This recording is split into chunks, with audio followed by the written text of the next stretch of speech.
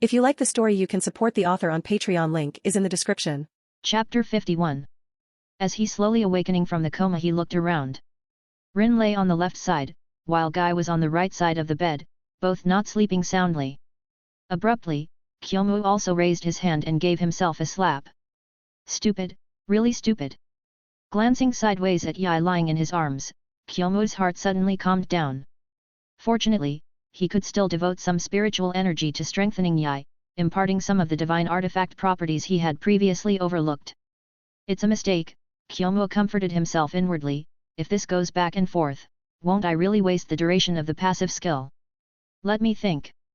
Kyomu pondered, but the earlier movement woke up Rin and Guy napping on his side. Kyomu, how do you feel? Rin gently opened her lips, fetching the cup from the bedside table. Have some water first. Thank you. Kyomu thanked her, cooperatively helped up by Rin, opening his mouth to enjoy Rin's water service. Guy didn't say much, he got up promptly, took the already prepared medicinal meal, and went to the kitchen to heat it up. According to Rin, when Kyomu wakes up again, he can start eating. Kakashi and Obito have gone back to rest.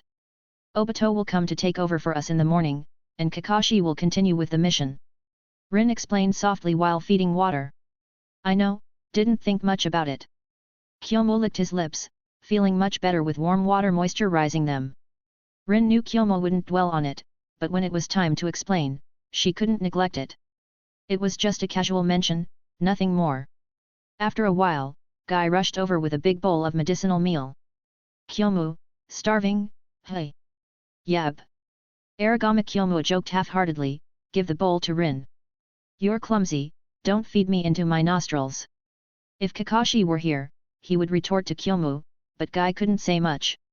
He scratched his head and handed the bowl to Rin.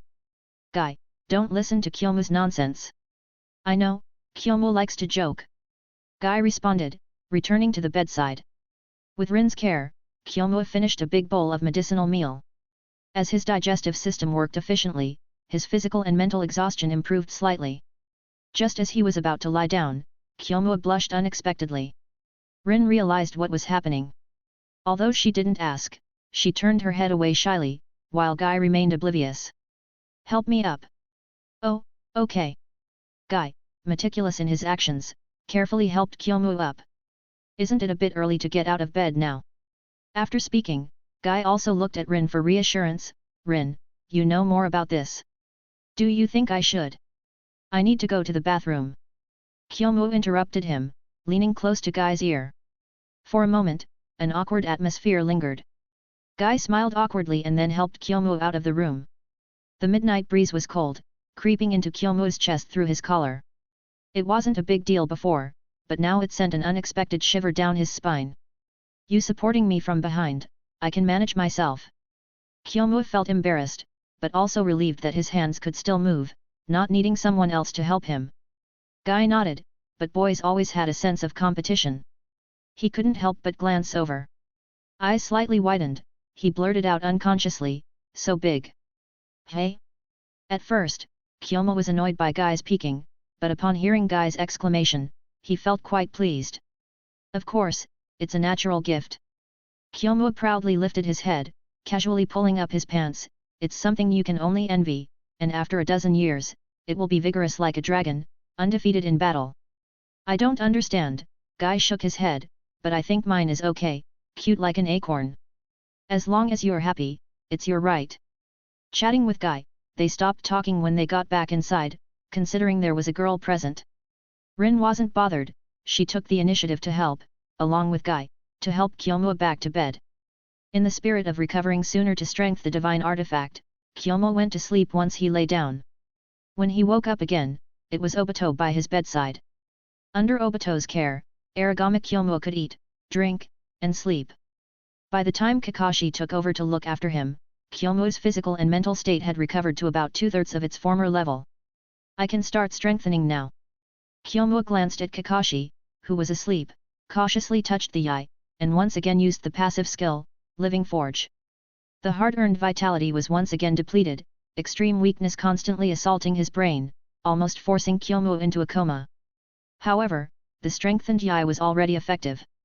Divine artifacts naturally possessed one or more divine attributes. Since its birth, the Yai possessed 5 divine attributes. Extreme toughness and never worn, indestructible, arbitrary weight change without affecting the owner's normal use, as desired, extreme sharpness, capable of breaking any chakra attack, piercing, sentient artifacts, unusable by others, acknowledgement. After this enhancement, Kyomu, making up for lost opportunities, endowed the Yai with a 6th divine attribute. When held or used, it increases the owner's physical and mental recovery speed by 5 times, HP and MP regeneration. It wasn't that Kyomu didn't want to magnify the multiplier, but if it were too strong, the faint golden light during the enhancement process tended to deepen. If the divine attributes were too many and all of them were excellent, it would be difficult to control the difference between a divine artifact and a mythical weapon. A misstep could lead him to kick the bucket. He decided to take what he could get, avoiding an early demise. After giving it the 6th divine attribute, Kyomu's physical recovery speed suddenly accelerated. This not only facilitated future use of Living Forge but also would play a crucial role in future training and battles. In just 3 days, Kyomu's body recovered to its peak, and he politely declined his friend's plans to continue looking after him. At the same time, he sent Kakashi away, letting him continue to complete his achievements for this month, while he stayed at home, strengthening the divine artifact, Yai. For the 7th divine attribute, let's choose an auxiliary one. Kyomu decided on the direction of enhancement. Let's lean towards the direction of the guardian angel. After all, staying alive is what matters. Although the idea was good, the guardian angel divine attribute was somewhat over the top.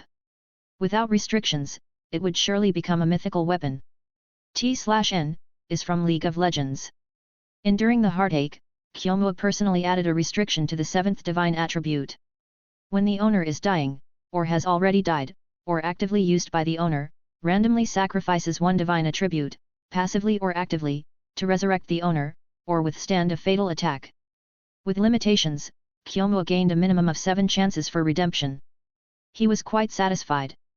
Once again drained of spiritual energy, but with the support of the Yai's, HP and MP regeneration, divine attribute, Kyomu become healthy again after 3 days. My prodigal sons, it's not that your adoptive father doesn't think of you guys, but the passive duration is limited, and I can only prioritize myself for now. Kyomu muttered to himself, beginning the next round of enhancement to the Yai. This time, the brilliance was no longer pale gold but bright gold, one step away from turning gold into orange. Subconsciously, Kyomu had a thought in his heart. The basic attribute of a mythical weapon is 9, while the maximum limit of divine attributes an artifact can have is 8. First, grant Yai the 8th divine attribute, and with Guardian Angel I can give it a final push in the end. Determined, Kyomu began to enhance Yai again. The 8th divine attribute, unlimited growth without restrictions. As Kyomu's thoughts settled, without adding any restrictions, the bright golden light in his hand instantly turned into a blazing orange. It was mythical orange. Instantly, Kyomu felt as if all the vitality in his body was released uncontrollably, rushing toward the bright orange light. Although the duration was short, at this moment, Kyomu turned into a childlike old man. His life had come to an end. Buzz! A trembling sound rang out.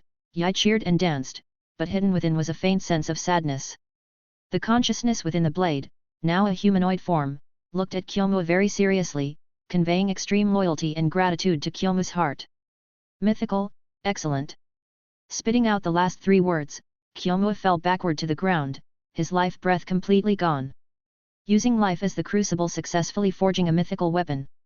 And the myth grade has a spirit greater than before, the Yai's sword spirit, seeing Kyomu devoid of any signs of life, proactively activated the Guardian Angel.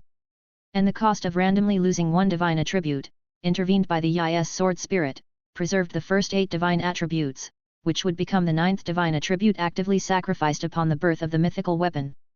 Aragami Kyomu, who was about to enter the Pure Land with 1 foot, was abruptly dragged out by an extraordinary force from it. The Shinigami of the ninja world, who was ready to accept the new soul, widened his eyes. The delicious morsel he was about to eat flew away. How dare you deceive the Lord of the Pure Land? Don't let me catch you in the future. With one last backward glance, the Shinigami disappeared into the Pure Land.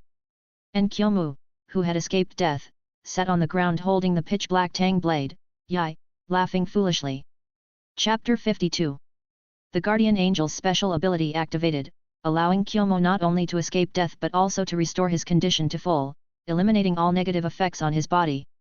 Standing up, Kyomu slung the Yai, T/N, Dark Shadow, or something like that, diagonally across his right hip, his hand resting on the hilt.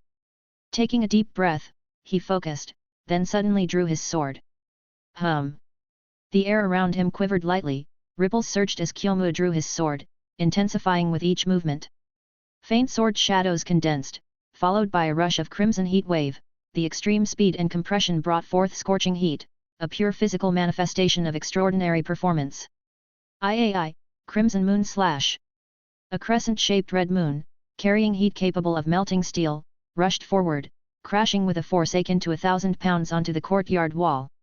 Instantly, a gap the width of a person appeared in the brick wall, smooth and burnt, with molten lava dripping from its edge. Glancing at the Yai with its unchanged straight blade, Kyomu felt satisfied, a grin spreading across his face. Performing a flourishing sword dance, Kyomu reversed the blade with its back down and edge up, his left arm bent to catch it and hold it in the middle, then his right hand drew the blade, slowly wiping the bright and dust-free blade. Swish, click. After wiping the blade, Aragami Kyomu deftly sheathed it, then stepped forward, walking to the edge of the courtyard wall. Not bad, with the blessings of Yai, the power of my sword strikes has caught up to the power under the passive skill Cold Weapon Proficiency. Since the recently obtained passive skill Living Forging, Aragami Kyomu had been lax in training these days, with almost no growth in his own strength. But with the blessing of the Yai, the power and effect of his strikes had already matched his performance from last month. This indicated that purely in terms of the performance of sword strikes, the Yai had already compensated for the lack of the passive skill Cold Weapon Proficiency, permanently granting Aragami Kyomu the effect of Cold Weapon Power plus 200%. Even more so. And with Yai, there are many more perks. Kyomu paced back, lying on the rocking chair and looking up at the night sky. Although I'd like to strengthen Yai a bit more, it's not so urgent anymore. His thoughts gradually drifted. Kyomu had to consider the future. Although the monthly refresh of passive skills was good, the randomness was too heavy. You never knew what the next passive skill would be about, whether it would be helpful or not. I must act early, I can't rely entirely on randomness for everything in the future. Kyomu murmured in his heart, thinking of himself, Kakashi, Obito, Rin, and Guy's future encounters. I need to make a good plan, make the most of this passive skill, and maximize its potential. Rubbing his chin with one hand, Kyomu fell into contemplation. This passive skill Living Forging, when used properly, could be truly divine. Even if it relied on external objects, it was a case of having it while others didn't, making oneself divine while others could only serve as fodder. Early the next day, Kyomu woke up. He had no plans to go out, deciding to continue his seclusion to forge. Kakashi's plan to drag Kyomu along for a D-rank mission for lower-level ninjas was once again thwarted. Kakashi continued to toil alone, achieving the results of 3 people, while Obito and the others went to school as usual, occasionally coming over in the afternoon. Although his friends were kind to him, Kyomu wouldn't take advantage of them, but for now, he needed to focus on himself. Last night, Kyomu had contemplated many thoughts, even thinking about using the artifact property Guardian Angel to continue forging artifacts using Yai as an example. However, there was a process from death to resurrection. Kyomu just managed to slip away to purgatory and then return. A surprise attack once was fine, but if it happened too many times, he might attract attention. It's not that he assumed something bad could happen, but Kyomu, who was weak, wouldn't entrust his safety to the goodwill of others. With the artifact's property of accelerating healing and replenishing chakra 5 times faster, Kyomu could create a large number of rare equipment quickly and without risk. Although the quality might be lower, carefully refining and distributing rare attributes could make up for the gap between them and artifacts. After a busy period, Kyomu entered a high productivity state, forging at least 2 pieces of rare equipment a day. Although tired, he found joy in it. He even restored the passive skill functions previously refreshed on the rare equipment properties. Memory headgear, wearing it increases the wearer's mental recovery speed by 1x. Recovery vest, wearing it increases the wearer's physical recovery speed by 1x. Resilient belt, wearing it increases the wearer's resistance to physical attacks and ninjutsu defense by 1x. Swift shoes, wearing them increases the wearer's movement speed by 1x. Mighty wrist guards, wearing them increases the wearer's physical strength by 1x. Warning necklace, wearing it increases the wearer's perception and sixth sense warning efficiency by 1x. Energy storage ring, wearing it allows the wearer to store and access chakra and other energy at any time, storage limit is twice the wearer's capacity, whenever needed. This set of rare equipment is basically suitable for most training and combat scenarios. Kyomu dressed neatly, standing in front of the mirror, striking various poses. And it doesn't look out of place. Who would have thought that what I wear would have such a big effect? But the joy didn't last long. Kyomu continued to immerse himself in his hard work. Working for himself was truly motivating. Kyomu once again strengthened each piece of rare equipment he wore. However, he didn't give new rare equipment properties, instead, he strengthened existing properties to the extreme. Each of them specializing in one attribute is way better, right? Coming back and forth to the end of the month, Kyomu finally finished sorting out the equipment on his body. At this moment, the rare equipments on his body were only a step away from artifacts, strengthened by 4 times, bringing Kyomu 4 times the amplifications, and the stock of chakra in the storage ring also reached 8 times. Once filled to the limit, Kyomu would have the equivalent of a power bank with 8 times his own chakra capacity, allowing him to go out without any worry, ready to be fully charged at any time. It's a pity that this is Konoha, not an online game. Kyomu lay on the rocking chair and rested, otherwise, I would have forged a full set of equipment of the god grade for myself. Considering the remaining time of the passive skill, Kyomu finally remembered Kakashi and the others. As an adoptive father, you have to let the children have some soup to go along with the meat. And it's good to be prepared in advance for the future, even if accidents don't happen or there are other opportunities, it's better than being rushed and flustered when they do come. The last day of the month. Kyomu wore his new vest, shoes, and jewelry, with Yai attached to his waist, his hand resting on the hilt, confidently walked out of the house. Hey, isn't this Kyomu who has been lying dead for a month? Kakashi greeted him with a strange tone, been fattening up at home, unlike me, toiling away every day. You're exaggerating. Kyomu approached and punched Kakashi's shoulder, come, give it to me. What for? Kakashi stepped back, you bastard, don't think you can threaten me with Yukihime. You gave it to me, so it's mine, don't think about taking it back. Yukihime still has flaws. I plan to have Grandpa fix it up again, after all, it's the last day. You, being so kind. Kakashi looked skeptical. Give it here. Kyomu grabbed Kakashi's neck and took Yukihime from behind him, come to me tomorrow morning to pick it up, and bring Obito and the others along, there's a surprise. Kakashi raised an eyebrow, can you introduce me to that old man you mentioned? As a master blacksmith, do you think just anyone can see him? Kyomu tilted his head up, it's only because I have such good connections that I can get his attention, others, forget it. Kakashi pondered, looking at Kyomu's expression and Yukihime, both cool and imposing, so he somewhat believed it.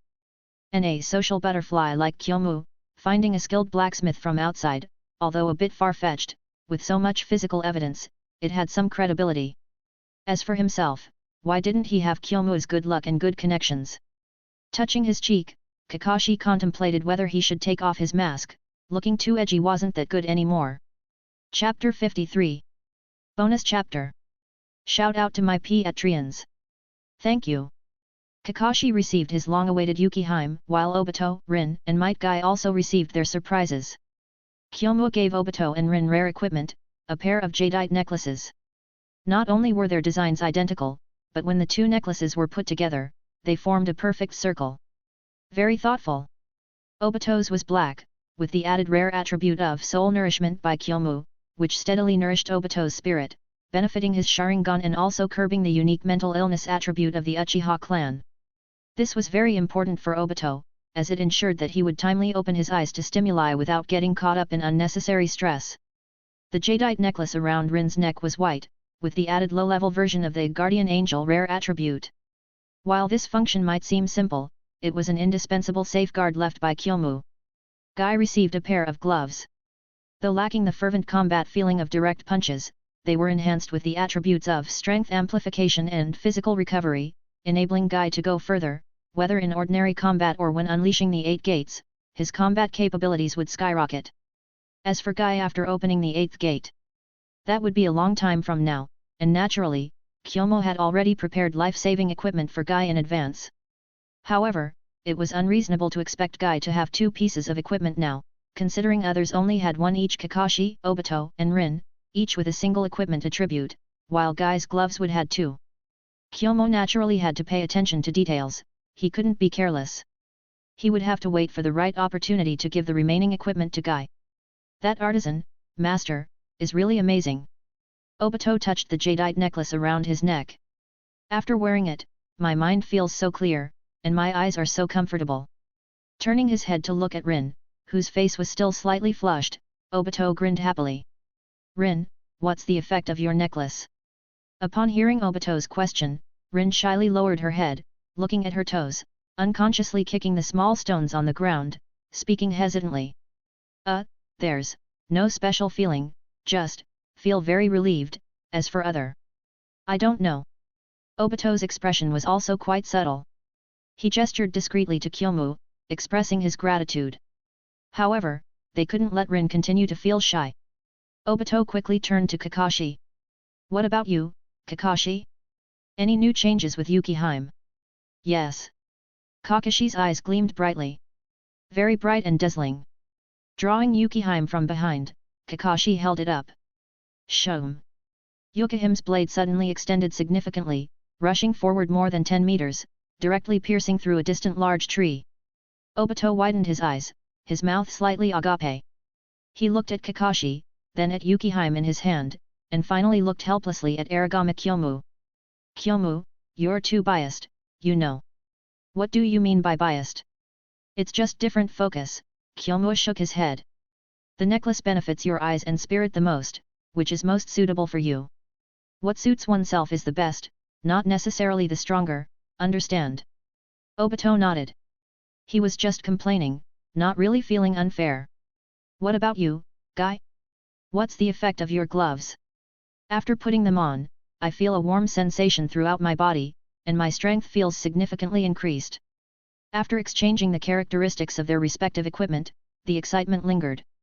Especially for Kakashi, his eyes showed a fighting spirit, and he couldn't help but look at Kyomu's waist.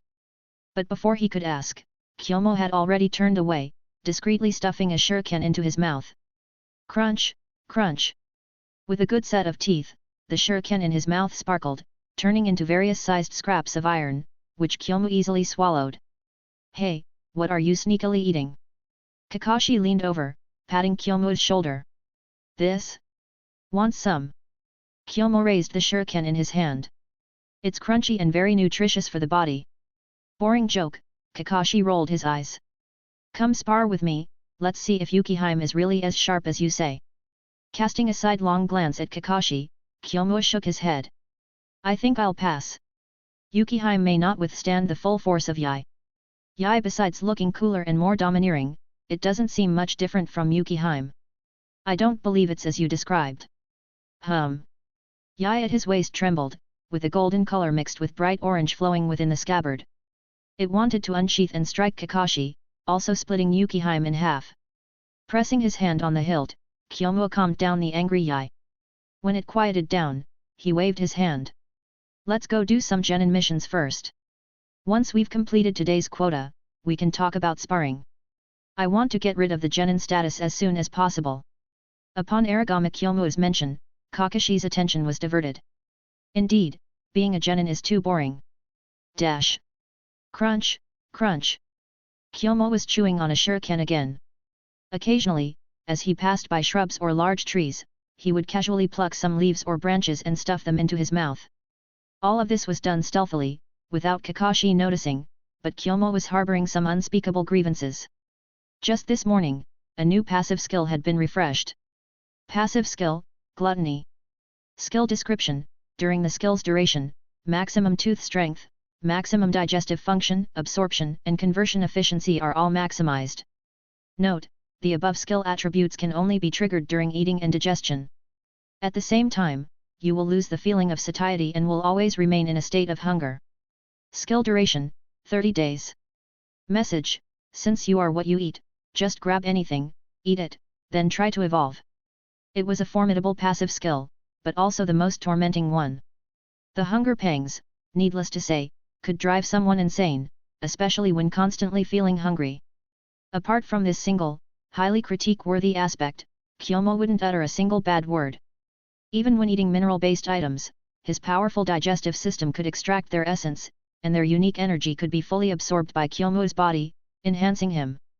Every shuriken or kunao eaten would incrementally increase Kyomu's physical resilience and strength. And no matter how much he ate, Kyomu never felt full, his stomach seemed like a bottomless pit, allowing him to keep eating. Eating minerals to his heart's content for a month. The effect was very tempting, but food from the plant kingdom, under the effect of the glutton passive skill, also brought significant enhancements to Kyomu. After digestion, they would boost his vitality and mental strength. While external physical attributes were important, internal attributes were equally crucial. Is the menu limited to just these two categories? Absolutely not, that would be a grave mistake. Animal-based food, or meat, when consumed, the energy extracted by the glutton skill would lead to even more detailed enhancements. Sucking marrow from bones naturally strengthened tendons and bones. Lean meat naturally increased chakra and muscle strength, and even focused on a specific area, eating it would strengthen that particular ability. Damn, that's awesome. But following closely behind was torment, endless torment. Kyomu had thought more than once about catching members of the Hyuga or Uchiha clan, plucking out their eyes, and eating them like candy. But with the experiences from his two lives combined, although Kyomu had higher emotional intelligence and knew how to interact with people better, he didn't want to become a cannibal nor lose his humanity. However, driven by endless hunger, all living and non-living things before him, as long as they were useful to him, Kyomu wanted to taste them. Just so hungry, it's hard to control. What's with that look? Kakashi turned to look at Kyomu. Did I offend you? Your eyes seem like you want to eat me. Kyomu quickly lowered his gaze, trying not to be bothered. I'm just hungry, Kakashi. You haven't stopped eating along the way. Kakashi was puzzled. Did you have some health issues last month? Should I take you to the hospital for a checkup? My health is fine now, I'm just hungry, do you understand? Kyomu suddenly found himself losing control of his temper. Hunger pangs were truly torturous. Kakashi. Don't even think about it, I've been doing your tasks for a month now. It's not my fault, but this month you can't slack off, remember, we're a team. Kyomu fell silent, watching Kakashi walk ahead. He couldn't help but take out a shuriken, chewing it up and swallowing it reluctantly. Damn, almost tasted like meat. But after digestion, Kyomu's body strength increased by another notch. Endure it, a month will pass quickly. Chapter 54. Tonight, as the moon shone faintly amidst the stars, a dark figure swiftly crossed over the courtyard's wall, heading towards the direction of the Forest of Death. With the assistance of his necklace, Kyomu's sixth sense was strong, not inferior to some low to mid-level sensory ninjutsu, allowing him to easily bypass the ANBU ninjas on patrol. Moreover, as long as Kyomu didn't cause a commotion, if he were discovered, he would only be questioned briefly without any major repercussions. Konoha didn't have a curfew, and being a disciple of Sakumo should carried some weight, right? The tormenting hunger drove Kyomu to run faster. As soon as he reached the outskirts of the Forest of Death, he eagerly cut down a tree. The next moment, the rich taste of wood and the fragrance of leaves filled Kyomu's mouth, alleviating his hunger somewhat. But it was still not enough, far from it. Feasting on a tree as thick as two people hugging, within an hour, Kyomu devoured it completely, feeling warmth flowing through his limbs and body. His vitality and mental strength increased slightly. The specifics were hard to estimate, but seizing the opportunity to devour as much as possible was good enough, especially with the gluttony passive skill, ensuring that no energy intake went to waste, and everything was digested completely. With only intake and no excretion, there was no worry about using the restroom. Kyomu just need to focus on squatting down to eat. Of course, he could also eat lying down or sideways, as long as his mouth kept moving, his body would continue to be nourished and strengthened. Even if the progress was minimal, Kyomu's eating style should not be stopped. Crunch, crunch, crunch. Like a starving ghost, Kyomu nibbled on tree after tree. Along the way, he also captured some small animals, roasting them quickly during the meal breaks, and swallowing them in 3 or 4 mouthfuls. Minerals were also essential, but his kunaos and shurikens had already been devoured by Aragami Kyomu, and the speed at which he bought them couldn't keep up with his eating speed. Picking up some small stones from the ground naturally became Kyomu's best choice. Although they had a hint of lime flavor, they were crunchy and had a peculiar chewy texture, almost like candy. In the middle of the night, Kyomu looked back at the small patch of woods that had disappeared completely, leaving behind only bare tree stumps. However, Kyomu still had not satisfied his hunger. But by eating so much, Aragami Kyomu gained benefits far beyond what he usually gained from hard training. At least some of the congenital defects that had always been difficult to compensate for were gradually being filled. The strength of the body in this world was primarily determined by bloodlines, and after a night of eating, Kyomu could feel that his chakra level had increased by 1/5. This may not represent much, but the amount of chakra is directly correlated with his physique. Kyomu could only measure his current gains in this way. But it was still not enough, far from it. Eat, continue eating. And later, go take a look at the Hokage Rock Mountains, the ore resources there were much richer than here. Did you hear? Sakumo-sama led a team to accomplish an impossible mission again, bringing great benefits to the village. With Sakumo-sama around, it's truly our honor. He's a great ninja who brings us peace and stable development. In the early morning, the streets and alleys were bustling with people having breakfast, discussing the recent events in Konoha. Oh, I heard an interesting rumor today. Many trees in the Forest of Death have been chopped down. Is someone experimenting with new ninjutsu? I'm not sure, but someone said a powerful wild animal was born in the Forest of Death and it has a huge appetite. Haha, the Forest of Death is so vast, how much can even the most powerful wild animal eat? It's quite a lot, actually. Within a day and a night, it eats up to 3 acres of trees, leaving behind no greenery or living creatures in its wake. That's terrifying. The gossiping audience nodded. It's better to train less in the Forest of Death, the name Death isn't just for show. Most people agreed with this sentiment, but as Kyomu passed by, he sneered. Fortunately, he's human, otherwise, he'd have to eat all of you.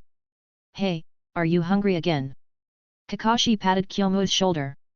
Your eyes look terrifying now, like you could eat anything. I could eat anything from the start. On the other side, Sakumo was curiously observing Kyomu, not with a concerned look, but noting the changes in Kyomu over the past few days. Kyomu, you've become much stronger. Sakumo squeezed Kyomu's arm muscles with a strange expression. Your body's firmness is extraordinary. Feeling the texture in his hand, Sakumo couldn't help but click his tongue. This kid, it's only been a little over a month since we last met, but his body is like it's been pumped with hormones. His physique, which should have been on par with Kakashi's, has now doubled. Sakumo trusts his judgment. Although he's not a medical ninja, he has some common sense and experience. Kyomu, what kind of training do you usually do? I guess I've been growing taller lately, so I guess I'm eating more. Eating more? Sakumo stroked his chin. Indeed, after the body starts developing, the appetite increases, and the body's quality also improves accordingly. He chuckled, in that case, I can teach you some more advanced ninjutsu today. Kyomu became interested, as did Kakashi. They followed Sakumo eagerly into the depths of the Forest of Death. Has anything unusual happened recently? Sakumo looked back. How come there are so many trees missing along the way? It looks like over 30 acres have been cleared. You haven't been to the Hokage Rock Mountains yet, Kyomu muttered. I dug out a cave there with my teeth. But clearly, whether Kyomu said it or not, Sakumo wouldn't care about such trivial matters. The Forest of Death stretches for nearly 10 kilometers, what's the big deal if there are fewer trees? Come on, Kyomu, let me see your strength now. Sakumo waved his hand. Let's start with Taijutsu and take it step by step. Kyomu nodded, without any intention of holding back, and dashed forward with full force. This was Sakumo's unique teaching method. He preferred practical combat and, with his strong strength as a backup, could repeatedly feed Kyomu moves without worrying about hurting himself or failing to control his strength and hurting Kyomu. Such heavy fists! Sakumo caught Kyomu's ordinary punch, but the surging force felt at the moment of contact made him feel a hint of astonishment. Is this the strength a 5-year-old should have? Although not to the point of being abnormal, the Senju clan, known for its physique, is like this at this age, right? Sakumo had sparred with Tsunade when they were young, so he knew their details very well. A little monster. Bang, bang, bang. The master and disciple continued their sparring. While Sakumo imparted practical experience to Kyomu, he couldn't help but feel increasingly shocked. Not only was the force behind Kyomu's strikes heavy, but his skin also seemed as tough as rock, emitting a clanging sound with each blow, showing remarkable toughness. Although not yet at the level of withstanding sharp weapons, he already surpassed many other ninjas. High offense and fragile defense are the mainstream for ninjas, and such strong external defense is rare. That's enough. After 100 exchanges, Sakumo called a halt. Kyomu, you've surprised me a lot. You're flattering me, it's just that my body is developing well. Haha, talking about body development at the age of 5 is a bit early. Sakumo chuckled, not asking further. Go digest the experience I've taught you, I have an exam later. Kyomu nodded and left. Kakashi finally had a chance to join in, and with Yukihime in his hand, he gave Sakumo a little shock. Being able to freely adjust the length of the blade, Yukihime provided a small surprise to Sakumo. The next performance of Kyomu, however, left Sakumo slightly dissatisfied. The agility he had a month ago has diminished significantly, the speed of learning new things has slowed down, and he doesn't seem to be deliberately hiding his abilities anymore. What's the reason? Sakumo couldn't figure it out, but he could simply increase the intensity of his training, using his fists as a means of teaching his disciple a stern lesson and properly educating Kyomu.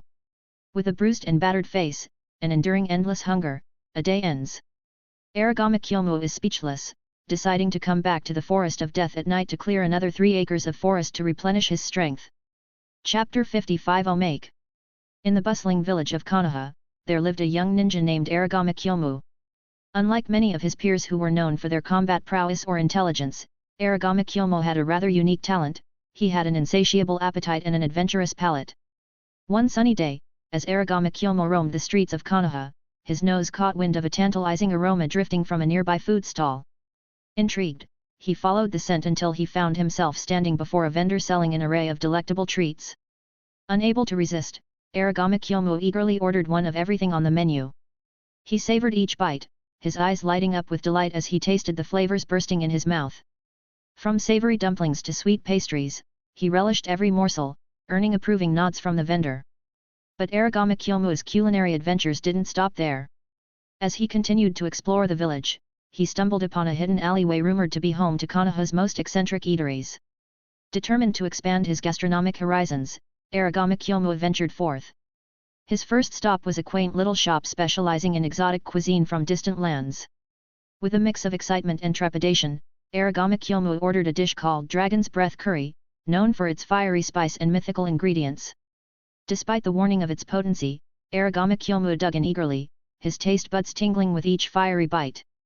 Undeterred by the intense heat, Aragami Kyomu pressed on, determined to conquer the challenge before him. And conquer it he did, emerging victorious with a satisfied grin and a newfound appreciation for the bold flavors of the world. From that day forth, Aragami Kyomu became known as the village's foremost food connoisseur, fearlessly seeking out both the most delicious delicacies and the strangest culinary concoctions Konoha had to offer. And with each new taste sensation, his love for food and adventure only grew stronger, making him a legend in his own right within the walls of Konoha. Chapter 56. Kyomu's body was getting stronger day by day, his physical strength increasing, his explosive power growing stronger, and his speed getting faster. Even his chakra level and physical defense were increasing day by day, surpassing the understanding of the Hotaki father and son regarding the physical development phase. If eating well, eating good food, and eating more could make one's body admired by peers of the same age, wouldn't the Akimichi clan be invincible in the ninja world? But the unreasonable yet real thing happened to Kyomu. Even though the Hotaki father and son didn't believe it, they could only marvel at it while feeling helpless in their hearts. Kyomu did have this ability, but he was eagerly looking forward to this month passing quickly, as the crazy hunger was driving him insane. Fortunately, a month's time seemed long, but it was actually short. The crazy month of eating and eating was vividly remembered yesterday, but today, the passive skill was refreshed again. As Kyomu breathed a sigh of relief, he also sighed deeply. It seemed like his good luck had run out. It's not that passive skills were bad, but the timing of the refreshment was wrong. Well, no, it was a huge waste. Passive skill, soul absorption. Skill description: during the skill's duration, you can absorb the souls of creatures that died by your hand, nourishing and strengthening your own soul. Note: the stronger the creature's strength before death, the stronger the enhancement effect. There are no limits on the quantity, enhancement, or endurance. Skill duration, 30 days. Message: this is probably how the blood prison demon was trained. Too bad. Kyomu finally understood what it meant to be out of luck and to lament over something unattainable. It was almost identical to his current melancholy. But it wasn't all bad news. Sakumo knew that he could be called away for a mission at any time. He wanted to use his spare time to accelerate Kyomu and Kakashi's training progress. After careful consideration, he made a decision. Drawing blood, taking lives, is the most important and solid step in a ninja's growth process, which no one can avoid sooner or later. It's time to show these two the most authentic aspect of this world. Sakumo's eyes were weary, coldness mixed within, making it complex and indistinguishable. You may not kill others, but others may want to kill you. You may not know them, but they already have reasons to fight you to the death. The complex emotions flashed by, and Sakumo went to Hiruzen and successfully obtaining a long overdue extermination mission. Ninjas were essentially mercenaries, and without chaos, there would be no soil for their survival.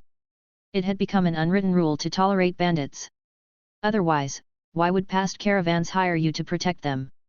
And how would the new generation of Leaf Village ninjas gain a risky but survivable combat opportunity? However, not everyone received such treatment, and coincidentally, Sakumo had the right to utilize such resources. It was somewhat dark, but in the world of shinobi, human lives were indeed very cheap, and darkness was everywhere. So, Sakumo decided to take Kyomu and Kakashi to see the world because shinobis couldn't always live in a greenhouse. These bandits to be exterminated have looted passing caravans, abducted people, and slaughtered civilians, so don't have any guilt. Though only half of what Sakumo said was true, it was still a fact. The leader of the bandits is a renegade ninja from the Taki village, with strength at the Chunin level. His subordinates are mostly wandering warriors, but he has been entrenched here for many years, cultivating ninjas personally, and their strength and number are unknown. In recent years, his power has grown stronger, but the specific increase is unknown, the number of new members is unknown, whether the territory has expanded is unknown, and what buildings are there is also unknown. So many unknowns in a row made Kyomu and Kakashi frown involuntarily. Inaccurate intelligence was an absolute taboo for ninjas. But Sakumo didn't seem to think there was anything wrong, and it was even possible that he was deliberately concealing it to add difficulty for Kyomu and Kakashi. This situation is rare in missions, but also quite common in high-rank missions, so I'm asking you to investigate these uncertainties within a day. Tomorrow at 4:23 am, we'll act precisely. Sakumo took out a pocket watch. Kyomu and Kakashi also took theirs out and compared the time with Sakumo. The time of dawn is 6:23 am. I'll wait for you until 7:30 am. If you haven't returned by then, this mission will fail, and I'll clean up the mess for you. With a slightly cold tone, Sakumo continued, but failing to complete a mission is a great shame for a ninja. If you fail, you bear the consequences. Kyomu and Kakashi glanced at each other, nodding silently without words. They then vanished into the deep forest, stealthily heading towards the nearby mountains. Dash! On a tree branch, Kyomu quietly revealed his figure. In front of him was a thin, finely forged steel wire, connected to an explosive tag trap. These bandits are really well off to afford explosive tags. How long were they nurtured to have such financial resources? Raising his hand in a gesture, Kakashi stopped his steps, drawing his sword cautiously. Kyomu didn't trigger the trap set by the bandits. Instead, he silently bypassed it and made a simple mark. Continuing forward, when he crossed this trap zone, Kyomu finally signaled Kakashi behind him. At this moment, Kakashi wouldn't compete with Kyomu. In terms of vigilance or sixth sense, Kyomu was much stronger than Kakashi, barely qualifying as a talented sensor ninja. Thanks warning necklace, love you. Kyomu felt secretly pleased and couldn't help but kiss the necklace. This gesture seemed strange to Kakashi, but he quickly understood, looking at his own white fang, he also developed an inexplicable reliance. Everyone had their own lucky charm on the battlefield, didn't they? Breaking through the outer layer of trap defense, Kyomu and Kakashi became even more cautious, utilizing all the skills they had learned to their fullest. Their infiltration skills were indeed superb for their age. The infiltration process has some flaws, but it's already very good. I believe with more practice, they'll be quite skilled. Sakumo, who was observing covertly, evaluated the two. Although it's enough, I still need to add some difficulty. After all, the infiltration wasn't perfect, like that tree branch. Sakumo had always been cunning, and Kakashi's character largely came from him, just more pronounced. Crack! The branch underfoot suddenly broke, startling Kakashi. He had been careful, even though the branch was relatively thin, it shouldn't. But it was too late for regrets. Who's there? The shout rang out, and Kyomu didn't hesitate. With a sweep of his hand over his ninja tool pouch, he threw forward without hesitation. Shoo, shoo, shoo. The sound of breaking through the air, and with great accuracy, the speed of the shuriken thrown by Kyomu was fast. Thunk! One shuriken accurately hit a person's throat, and the surrounding companions immediately reacted, aiming at the remaining shuriken coming through the air, raising their blades. But... ding, ding, ding! Sudden collisions, sudden changes in trajectory, in an incredible way, suddenly circled behind them. Plip, plip, plip. The shuriken pierced deep into their spines, not immediately fatal, but it immobilized them. At this point, Kakashi also reacted, though only hesitating for a second. He missed the opportunity, causing Sakumo, hiding in the dark, to shake his head involuntarily. But Kyomu didn't give Kakashi a chance for a follow-up attack. He needed to fulfill the passive skill of this month and must kill the enemy. Jumping down from the tree branch, Kyomu lightly tapped the ground, leaving behind deep pits, and his figure disappeared. With a flash of bright, Kyomu's figure dashed, creating a blade light, passing by the three enemies. In the blink of an eye, 3 slashes were made, each clean and precise, targeting vital points. Swish! A graceful sword dance, on the shining blade, a few drops of blood were flicked off. And it was still with the back of the blade down, blade edge up, left arm curved and tightened, slowly wiping the blade clean before sheathing it. My disciple! Sakumo couldn't help but shake his head. Although his actions are decisive and precise, and his timing is extraordinary, it's just this sheathing pose, is the first time I've seen it. Kakashi was also impressed by Kyomu's back as he sheathed his sword, silently remembering this movement and reviewing the mistake he had just made. I won't make the same mistake next time, I promise. Kakashi came to Kyomu's side and assured him. Well, it's time to cover each other's backs. Kyomu looked into the distance. Support is here, 17 people, dressed as wandering samurais, but it's unclear if there are any ninjas mixed in. But our first phase of the mission is infiltration. I don't want to admit failure, so as long as no one detects our presence, we've successfully infiltrated. Kakashi was stunned, and his white fang suddenly unsheathed, rushing forward past Kyomu. Makes sense. And he won't hesitate anymore. Chapter 57. Sakumo's eyes flashed with admiration deep down, but he shook his head. Some recklessness, lacking a bit of caution, he thought. But as he turned his head, Sakumo smiled again. Did you grasp the crucial information from the intelligence that the leader is a chunin? Understanding how to seize opportunities, being decisive yet grounded, even though there are signs of dancing on the edge of the blade, this style of action is essential for achieving a counterattack and creating miracles.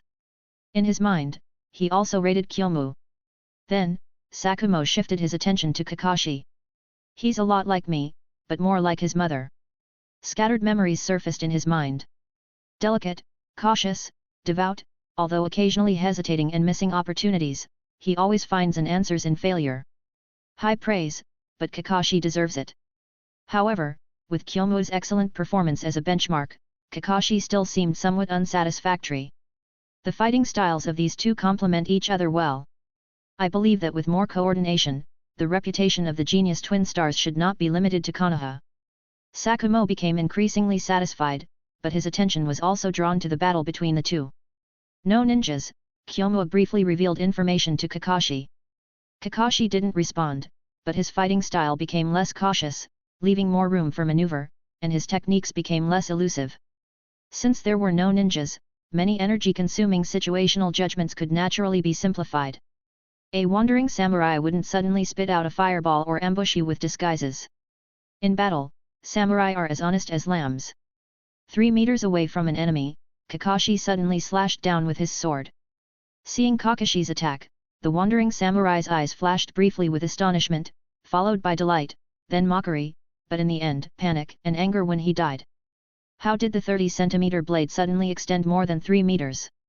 With resentment, the wandering samurai fell. He wasn't even able made a move to block with his sword just now. Ninjas are a bunch of despicable guys. Seeing their companion's miserable death, the remaining wandering samurai became more cautious, choosing to engage Kakashi in close combat and constantly paying attention to the ninja blade in his hand. Effective, but not much. The samurai's fighting style is very straightforward, relying on swordsmanship, hand-to-hand combat skills, and experience in close combat, far less versatile than ninjas. Zap! Lightning chakra was infused into the blade of Yukihime. The wandering samurai who was blocking with his sword became stiffened by the lightning chakra, and Kakashi, holding a kunao in his left hand, slashed his neck. Next. However, when Kakashi's gaze shifted to the next person, a crimson blade suddenly intruded into his line of sight, gradually occupying more space in his field of vision, becoming brilliant and violent in an instant. Crimson Mood Blade. The blade chakra flew ahead, and Kyomu followed closely behind, his steps agile and as fast as lightning. Wherever the blade passed, if there were any survivors, he would surely finish them off first. But unfortunately, there were none. At the same time, Kyomu's left hand wasn't idle either. Hidden within the brilliance of the crimson blade, the shuriken concealed within it became an unexpected deadly move for the wandering samurai. Even if they reacted, shuriken could curve. Although it could only change direction twice and its predictive efficiency was not as good as with the Sharingan, it was quite simple to deal with wandering samurai. Although the samurai weren't that bad, it depended on who they were compared to. The genin ninjas of Konoha were so outrageous that they could jump around in power around various ninja ranks. Unfortunately, they encountered the most atypical genin ninjas of Konoha, and there were 2 of them at once. Being scared out of their wits and fleeing was inevitable. They're unusual. I'll inform the leader, you guys cover the rear. I'm going to. Wait for me. Bandits only take advantage of favorable winds.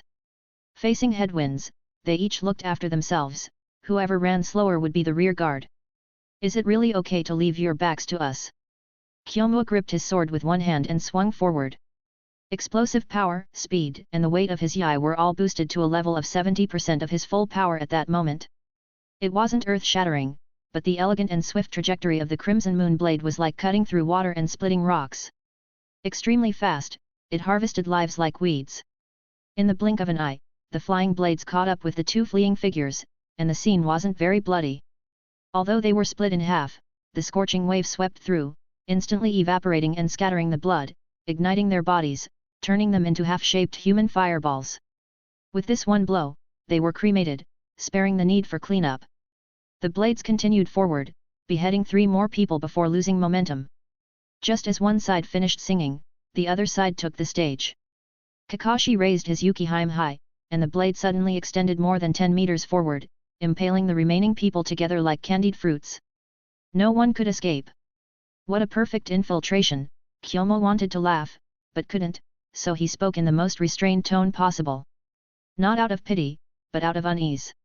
During the battle, he didn't feel anything, but the aftermath came rushing in.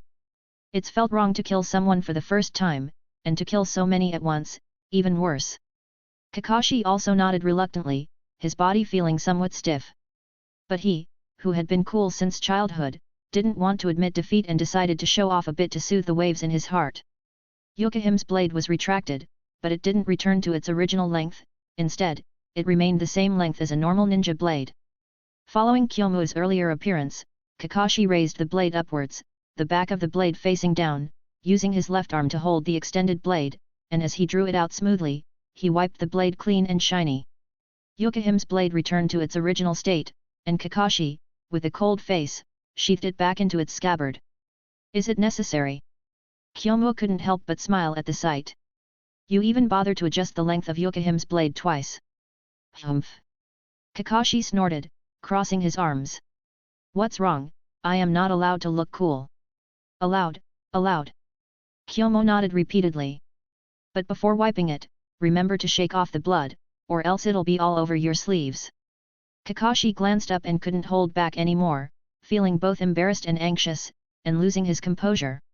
I know, but this way, it feels like I'm in a real fight. He remained stubborn, but his face turned red. Okay, I know, so after adjusting your mindset, let's continue. Although joking seemed out of place on the bloody battlefield, it was the fastest and most effective way for the two of them to adjust their mindset. If you can't change it, try your best to adapt. Regardless of the method, that's what growth is all about. Yet. Kakashi nodded. This time I'll take the lead, and you follow me. Kyomu understood the need for alternating training. And following behind Kakashi, he also had time to collect some souls. With subtle gestures, the souls about to enter the afterlife were absorbed by Kyomu, strengthening his spiritual power. With a clearer mind and a more sensitive sixth sense, Kyomu couldn't help but glance back. Did you notice me? Hidden well, Sakumo murmured in his heart, although there are many flaws in the place where I hide, after Kyomu has seen blood, his sixth sense in battle seems to have been strengthened. A wonderful misunderstanding, but Sakumo had already made up his mind. This kid has a talent for learning sensory ninjutsu. And the inevitable shortcomings of the two-man team have found an opportunity for improvement. Watching the two gradually move away, Sakumo quickly followed. The real test of their battle was finally coming. Chapter 58. Battles between ninjas always involve many unexpected elements. Apart from overwhelming strength, the handling of details, whether rough or delicate, can create opportunities for weaker individuals to counterattack and make the strong even stronger. Details are especially important. This is why Sakumo, like a tyrant from the start, relentlessly sparred with the two, feeding them moves like crazy. Strength determines the lower limit, but the upper limit is always decided by the finer details of combat and combat intelligence. So, battles with those wandering samurai are just appetizers, allowing both to recognize the taste of blood, forgetting their past hesitations and mercy. Good people don't live long in this world. With Kakashi by his side, the two wielded their blades through the woods, cutting their way to the foot of the mountain and into the bandit camp, leaving a river of blood along the way.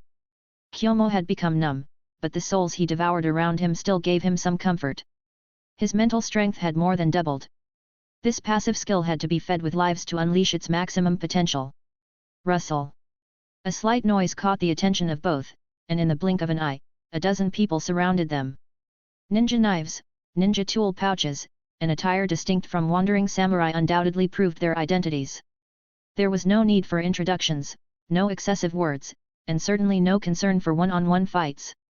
Surviving, killing enemies, and completing missions, that's the essence of a ninja. Mechanical and ruthless. Swish, swish, swish. As soon as they revealed themselves, a barrage of shuriken and kunai filled the air, followed by hanging exploding tags sizzling. The firepower coverage was flawless. Dodging was not enough, it wasn't time to rely on ninjutsu defense yet, Kyomu knew at a glance. The enemy outnumbered them, knew the terrain, and their leader, the strongest, hadn't even made a move yet. Everything had to be cautious, so conserving energy was crucial. With a glance at Kakashi, the two nodded to each other tacitly, their battle strategy already set.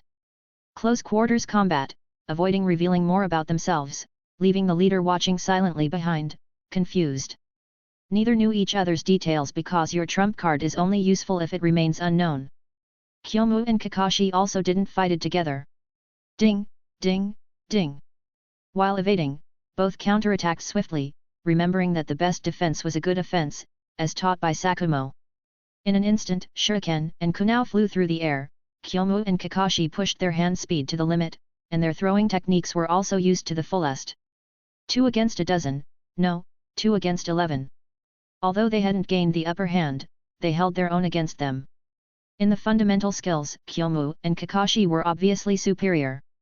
And by such probing, they also learned some of each other's secrets, especially the bandit leader observing from the sidelines, whose expression grew more serious. These are no ordinary leaf genin, his gaze wandered between Kyomu and Kakashi, makes sense, they've been indulged by Konoha for so many years, treating us whetstones for their new generation of ninjas.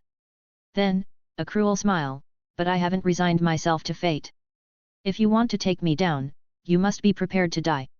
His expression turned cold, and with a wave of his hand, he commanded, attack, force out all their secrets.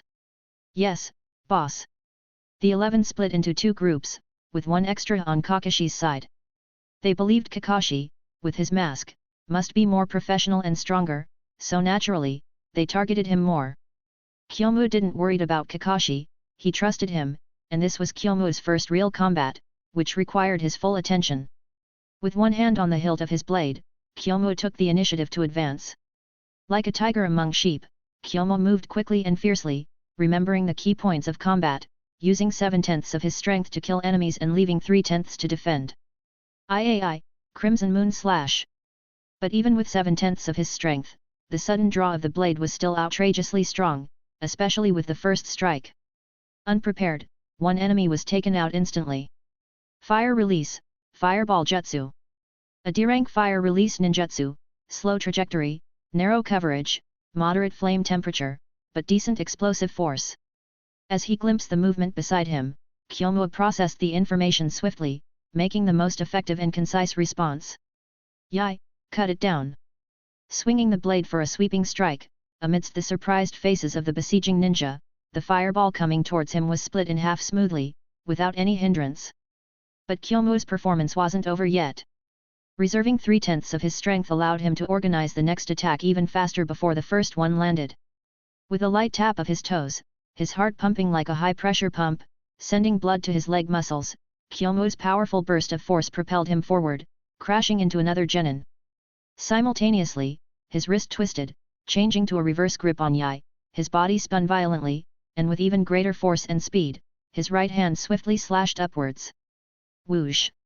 A crimson blade flashed, and a hot, sharp gust of wind swept through as another person fell to the ground. But just as he landed, Kyomu's gaze sharpened, his wrist turning back to grip Yai's handle properly, his left hand pressing against the blade, holding Yai horizontally in front of his chest. Ding! An ambush from the observing leader was blocked, and a shuriken dropped to the ground. His timing for the ambush was excellent, precisely during Kyomu's attack gap. Without the experience of Sakumo's previous guidance, Kyomu could have been in danger. His pupils contracted again, Kyomu exerted force with his feet, swiftly retreating backward, while his hand quickly formed seals. 5 seals in 1 second, excellence within excellence. Earth Release, Earth-style Wall. Boom! The exploding tag tied to the end of the shuriken exploded, sending shockwaves and flames soaring, but a thick stone slab raised just in time perfectly blocked it. Single-handed seals, instant casting. The bandit leader gritted his teeth, is this guy truly a genin? But Kyomu didn't care about the bandit leader's thoughts. After landing, taking advantage of the still lingering flames and the obstruction of the stone slab in front of him, he reached into his ninja tool pouch and swiftly threw the last few shuriken, aiming forward. With another burst of speed, his body chased after the shuriken at a breakneck pace. The remaining 3 genin saw Kyomu charging again and despair flashed in their eyes. From the start of the fight, they knew this person's strength far exceeded theirs, they could only fight desperately for a glimmer of hope. 2 of them simultaneously formed hand seals. Fire Release, Fireball Jutsu. Wind Release, Wind Scattering Technique. And the last one charged towards Kyomu, attempting to hinder his progress and evade left and right. Wind aided the fire, and the relatively small fireball suddenly expanded, turning a D-rank fire release jutsu into something resembling the power and speed of a C-rank great fireball technique. But Kyomu had his own plans and didn't care much about such teamwork. His sparring partner was an elite, after all. Ding, ding, ding. The shuriken flying ahead of Kyomu suddenly collided, sparking as they hit each other. They veered off course, changing trajectories, and Kyomu surged forward just as the sparks were about to dissipate. Ignoring the genin attempting to intervene, Kyomu raised Yai again, ready to strike downward. The incoming fireball was once again sliced in 2. Twice in a row, he shattered everyone's understanding, including the secretly observing Sakumo. But opportunities wait for no one. Kyomu quickly organized another attack, cutting horizontally towards one of the 3 genin. As the blade fell, the shuriken that changed course to attack from behind also reached their intended targets. Blood sprayed, Kyomu's blade cut down 1, but 3 people fell. 1 person had their throat cut by Yai, while the other 2 were unexpectedly hit from the smoke of the ninjutsu, pierced in the back of their head. Exquisite! Sakumo almost couldn't help but applaud, battle is art, and you are the artist. Of course, my son is not bad either, finally understanding the essence of the Hotaki swordsmanship. On the battlefield, Kyomu sheathed his blade, standing tall. On the other side, Kakashi had already retracted his sudden thrust that pierced 2 opponents. The battle was over. In the next moment, the 2 approached each other, standing side by side, glaring at the bandit leader. There was no escaping this disaster. The bandit leader felt desolate, but his ferocity surged even higher. Since survival seemed bleak, there was no other choice but to go all out. Kill. Chapter 59. To become a Chunin, a solid foundational combat skills are essential. In ninjutsu, C-rank ninjutsu is the main means for Chunin to deal with opponents, requiring mastery of 3 or more. Taijutsu and throwing techniques go without saying, relying on solid basics and combat experience, many splendid maneuvers come naturally. In addition, 1 or 2 genjutsu techniques should be at hand, and even a couple of simple sealing techniques might be necessary. Even if you don't have the conditions to learn them, you must still know how to unravel sealing techniques or genjutsu. By analogy, lower-ranking ninjas have no chance against higher-ranking Chunin. Of course, some of the lower-ranking ninjas in Konoha are exceptions, like Kyomu now, Kakashi, and some future Konoha elites. The bandit leader naturally saw this too, so besides preparing to fight desperately, he also planned to use some other means. Taijutsu, undoubtedly, was the best choice. Little devils of Konoha, do you think your actions are righteous? The bandit leader spoke out, but Kyomu and Kakashi wouldn't give him much chance to talk. Attack! Kyomu's words were concise. His declaration of victory would only come after the battle ended. Before and during the battle, he would not utter a word. Because he didn't need to disrupt the enemy's emotions with the taijutsu. Though perhaps Kyomu might use it in the future if needed. Verbal attacks, verbal manipulation, could be a profitable business with no investment. But the bandit leader in front of him simply wasn't worth Kyomu's effort to use taijutsu. Die! Kyomu and Kakashi charged forward, the bandit leader naturally shut up, focusing on their movements and actions, ready to counterattack. Swish! Before they arrived, a crimson blade slash took the lead, accompanied by a gleaming blade of the sudden elongation of Yukihime's blade. Coming from left and right, the targets were surprisingly the same, both aiming for the bandit leader's neck. Stabbing the heart would also be a good choice, but cutting off the head by slashing the neck was obviously more efficient and safe, leaving no chance for the opponent to fake death. But the bandit leader's reaction was not slow. Stabilizing his stance, his body suddenly leaned back, evading the scorching blade beam and the long blade. At the same time, he formed hand seals with both hands, then when he straightened his waist again, a forceful jet of water was spewed out. Water style, water trumpet technique. The water flow, resembling the shape of a morning glory flower, rushed towards Kyomu and Kakashi, forcing them to separate and evade. Clang! A ninja blade from behind was unsheathed. Simultaneously, the left hand reached for the waist, throwing shuriken and kunai while charging forward, with smooth movements. Just as Kyomu and Kakashi avoided the water trumpet technique, the sound of blades and shuriken echoed behind and in front of them, completely surrounding them. The throwing skills of Chunin were not comparable to those of Genin. Ding ding ding! Both of them were quick, their blades danced, blocking all of them, not letting a single one slip through. However, while Kyomu and Kakashi were busy blocking, the bandit leader had already closed in on Kakashi's side, his ninja blade sweeping towards Kakashi's chest. In the bandit leader's eyes, Kakashi was weaker than Kyomu, so he think this choice was correct. But his actions only made Kakashi's cold gaze even colder. Clang! Sparks flew as Kakashi held up his blade, Yukihime, blocking the incoming blade, his wrist slightly tilting forward, giving the originally straight blade a subtle angle. Swish! Yukihime's blade extended without warning, diagonally stabbing towards the bandit leader's ankle. Disable a leg first.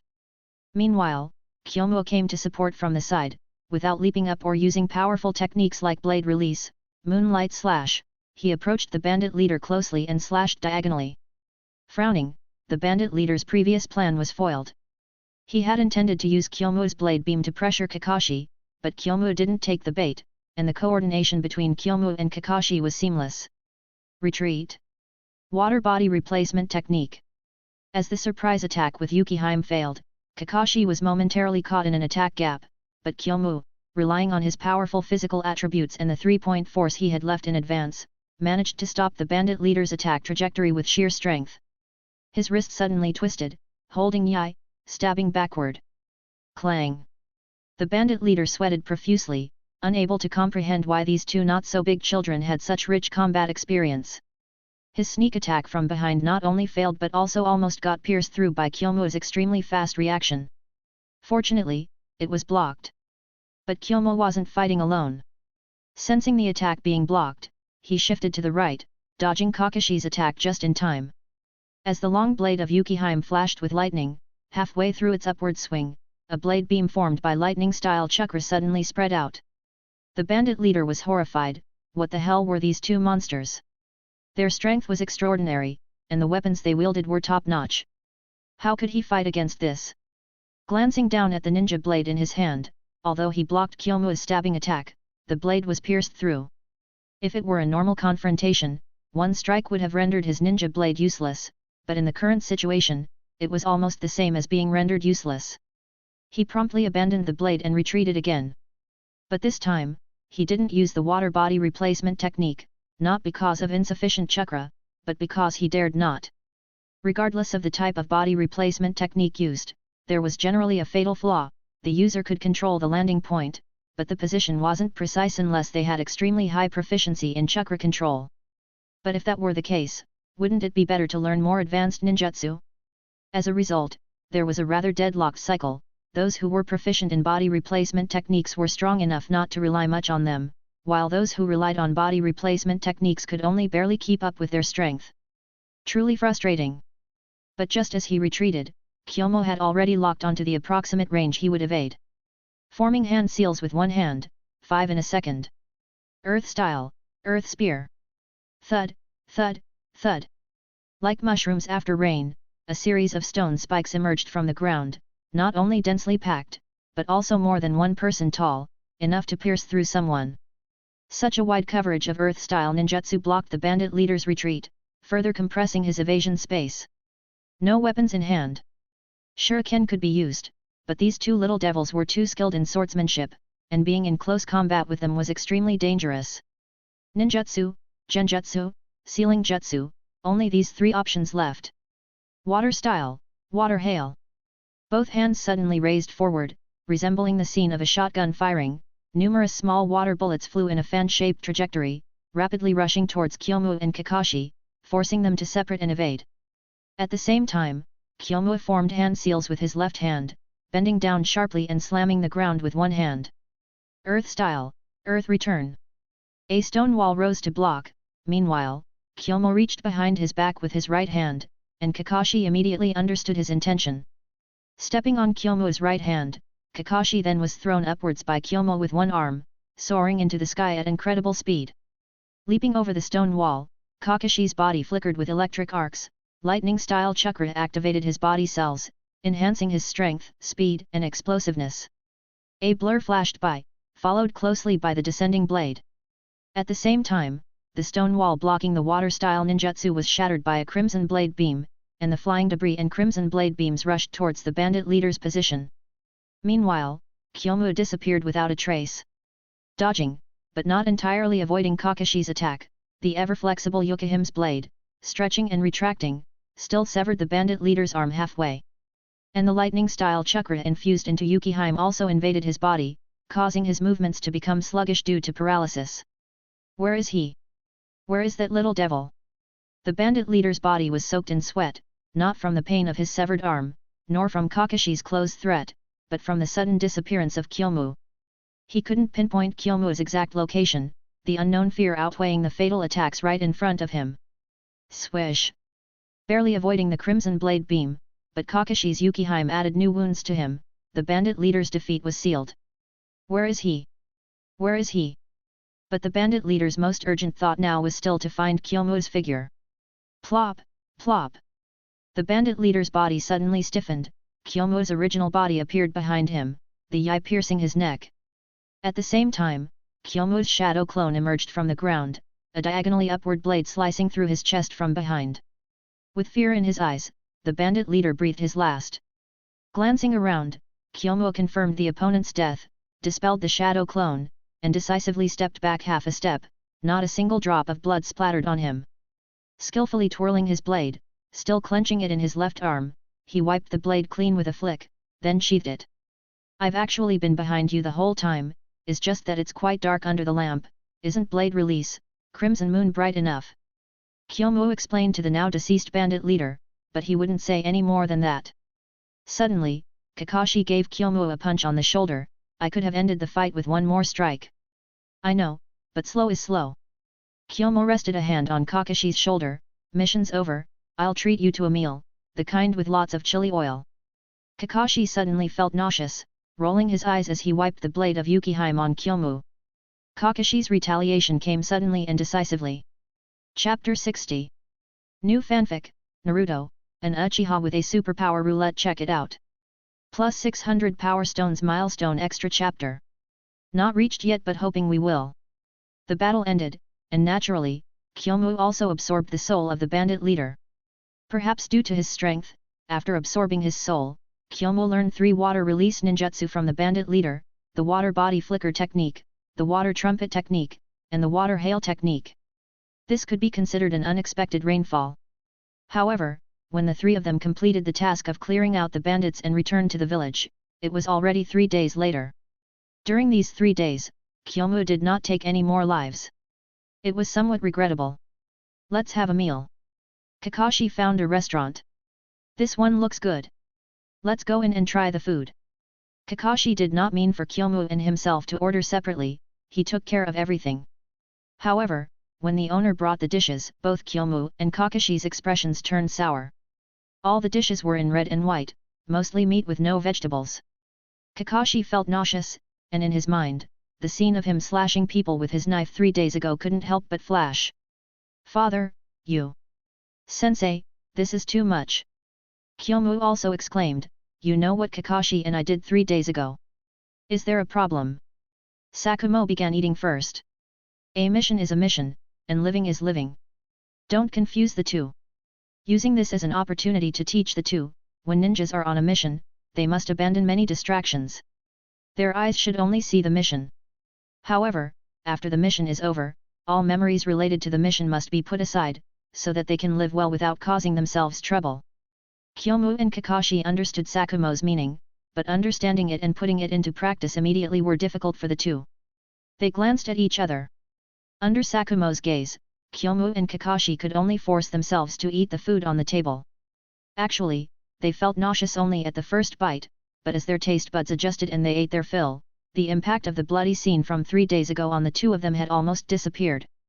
On the way to the training ground, Kyomu looked at his hands and knew that he could never go back to the way he was before. A new executioner was born from that moment on.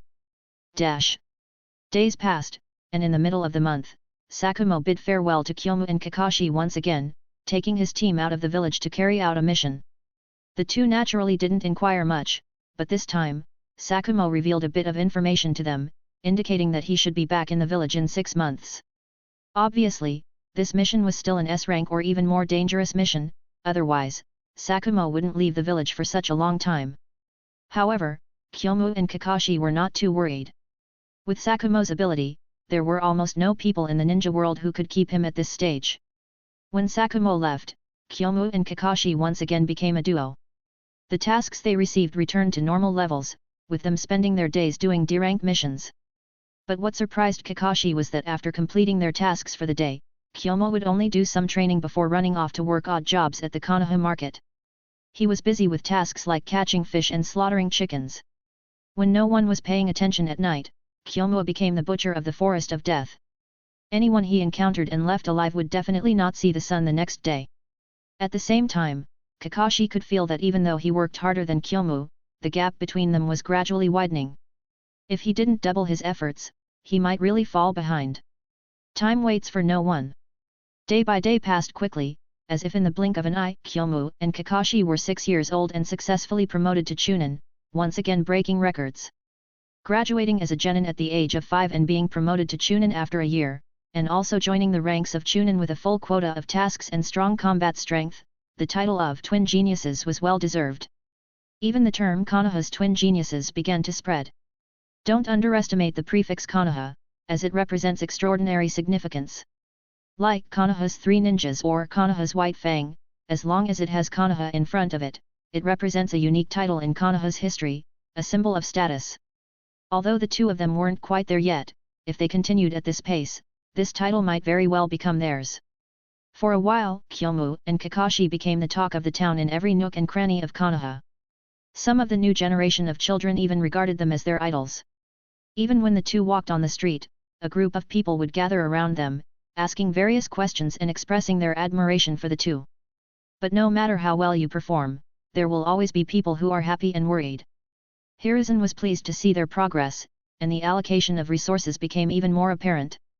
He had practically considered Kyomu and Kakashi as the focal points of this generation's training. But Danzo, who harbored the ambition to become Hokage, regarded the presence of Sakumo behind the two as a thorn in his side. "Who are you, Sarutobi Hiruzen, trying to emulate the late second Hokage and the current third Hokage? Do you really think that you can aim for Hokage and build your own faction?" With his own mindset, Danzo pondered over Hiruzen, and his desire to eliminate him grew stronger. If this continues, he will truly have no chance of becoming Hokage. After all, if Sakumo takes office, his extremely talented son, Kakashi, and even more talented disciple, Kyomu, will become strong competitors for the position of 6th Hokage. But Kyomu and Kakashi were not affected. They continued to do what they needed to do. "Kyomu, I think there's something wrong with you." Kakashi looked up at the cloudy sky. "Seriously, when did you become linked to the weather, so rare and weird?" Looking up at the sky as well, Kyomu then stared back at Kakashi. "Nonsense, what does the weather have to do with me? What does it have to do with my family? And you say it's unrelated?" Kakashi's voice suddenly raised. "It's been more than 10 days now, and it rains every time you go out. The village's drainage system is on the verge of collapse. Do you think I'm a god or something? Saying it rains every time I go out? Don't talk nonsense and spread rumors. You earned nearly 100,000 ryo 3 months ago, didn't you?" Kakashi turned his head with a hint of sarcasm. "Learning from past experiences, I must think more and certainly link it to you." "Nonsense. It has nothing to do with me. I was just lucky at that time. It's just abnormal weather this month, that's all." Kyomu remained stubborn, defending himself. "And why don't you talk about yourself? Every time you go out, it rains too." Kakashi stared at Kyomu's eyes for a while, feeling some of his doubts dissipate, but still remained skeptical. After more than a year of being with Kyomu, Kakashi discovered too many unsolved mysteries about him. Such as the good luck 3 months ago, wherever he went, he could find money. Or the sudden surge 5 months ago. He was about to catch up to Kyomu, but was ruthlessly left behind. And now? Kyomu felt helpless as well. Over the past year, he had gained 13 passive skills, some good, some bad, some assisting in training, some aiding in combat, and even some rules power descending inexplicably. Like the passive skill for this month. Passive skill, Shinobi Rain God. Skill description: during the duration of the skill, within an 8-kilometer radius centered on you, it will rain within 1 hour of leaving your home, with the amount of rain being random. Note: when it's a light rain, combat power increases by 100%, when it's moderate rain, combat power increases by 200%, when it's heavy rain, combat power increases by 300%, when it's a downpour, combat power increases by 500%. Skill duration: 30 days. Wish: if you make a mistake, you can go to the desert to plant trees and benefit the land. This passive skill's effect was actually quite good, but its form of manifestation added a sense of rule to it. Rules, though good and strong, made Aragami Kyomu worry about the future. If one day in the future, a passive skill with a rules power came with bizarre effect were to emerge, what would he do? "Hey, we're about to leave the village. Get your proof ready," Kakashi called out to Kyomu, interrupting his thoughts. Kyomu came back to his senses, took out the exit certificate with seals affixed to it from his ninja tools pouch, and handed it to the gatekeeper ninja of Konoha. Outside the main gate, a caravan had already gathered, waiting for Kyomu and Kakashi to arrive before they set off for the Land of Iron. Obviously, this was a cross-border escort mission, a B-rank mission that only Chunin and above could take. "Let's go." Jumping onto the roof of the carriage, Kyomu waved his hand. He hadn't been to the Land of Iron yet, so he could take advantage of this mission for a free trip. Kakashi felt the same excitement. As for the dangers that might arise during the B-rank mission, the two of them unanimously didn't take it to heart. They were already far from what they used to be. Chapter 61. Along the way, it rained continuously. The terrible road conditions greatly slowed down the speed of the caravan. Originally, it was expected to leave the borders of the Land of Fire in 7 days, but it ended up taking 13 days. I told you it's related to you. Kakashi stuffed a rice ball into his mouth. 13 days, a whole 13 days, and I haven't had a single bite of warm food. Kyomu naturally couldn't admit it. Yeah, I'm fed up with this damn weather too. You conveniently ignored the first half of what I said, right? Kakashi rolled his eyes. Come clean, is this your doing? Let's just say it's my doing, sigh, whatever. Kyomu chose to be defiant. Think what you want, but I think things might improve once we enter the land of iron. Kakashi glanced at the gloomy sky and didn't dwell on the reasons for the continuous rain. Let's hope so. At this moment, a caravan attendant approached. 2 esteemed Leaf Village ninja, this is miso soup sent by our boss. It can warm you up. Thank you. Kyomu and Kakashi thanked separately, taking the steaming bowls gratefully, feeling very comfortable. On a rainy day like this, being able to drink a bowl of hot soup was already a blissful thing. After resting, the caravan continued on its way. Kyomu and Kakashi became alert, brushing off their previous lax attitudes. Previously, within the borders of the land of fire, Kyomu and Kakashi didn't need to worry about unexpected situations. But now that they had crossed the border into the land of iron, things were different. Despite being a neutral country, the land of iron was not very peaceful internally. Many ninja from various countries came here for missions, and skirmishes occurred daily. Moreover, there were many rogue ninja who had defected from their villages and sought refuge here, resorting to banditry and espionage to survive. Given this situation, the possibility of the caravan escorted by Kyomu and Kakashi being attacked couldn't be ruled out. One person in the front, one in the back, enduring the drizzle, the 2 of them escorted the caravan forward. Fortunately, on the mountain roads most susceptible to ambushes, the caravan did not encounter any attacks. As they breathed a sigh of relief, they safely escorted the caravan into a small town. 2 esteemed Leaf Village ninja, our caravan needs to sell some goods in this town and purchase some items. We will depart tomorrow. Kyomu and Kakashi exchanged glances and agreed. After ensuring there were no issues around, Kyomu and Kakashi finally had time to relax and enjoy themselves in the foreign town. How about this restaurant? Kyomu pointed to a restaurant. It smells good from outside. Kakashi didn't refuse and followed Kyomu inside. The shopkeeper was very hospitable, but the first thing Kyomu did after entering was to casually scan the surroundings with vigilance. Nothing out of the ordinary, but it felt odd. After seating themselves and ordering, Kyomu finally identified what had been bothering him. A group of 4 sitting in the corner. The composition wasn't strange, but it didn't make sense. One was a boy about the same age as Kakashi, another was a middle-aged man, and there was a middle-aged woman sitting beside him, dressed as a couple. In the middle was an old lady, and it was obvious that she was related to the other 3, a 3-generation family. Is there a problem? Kakashi kicked Kyomu under the table with a questioning look in his eyes. Kyomu shook his head imperceptibly. Because he only felt something was off instinctively, it was difficult to pinpoint it precisely. This kind of sixth sense was sometimes hard to explain, but with the assistance of a warning necklace and enhanced mental strength, Kyomu trusted his intuition. Anyway, they needed to stay alert. As Kyomu and Kakashi were halfway through their meal, the caravan boss approached. 2 ninja lords, I've been looking for you. Kyomu looked at the caravan boss, while keeping an eye on the family of 4 in the corner, observing their reactions. There were no obvious abnormalities. There's been a change of plans. Our caravan intends to depart early. Kyomu and Kakashi nodded, immediately putting down their chopsticks with professional integrity, settling the bill, and following the caravan boss out. But in their minds, they couldn't help but wonder. As the caravan set off again, Kyomu, who already sensed something was amiss, observed more carefully. As they were about to leave the town, the caravan stopped, and there was some commotion ahead. Kyomu immediately sharpened his focus, quickly rushing over. Kakashi, what's going on?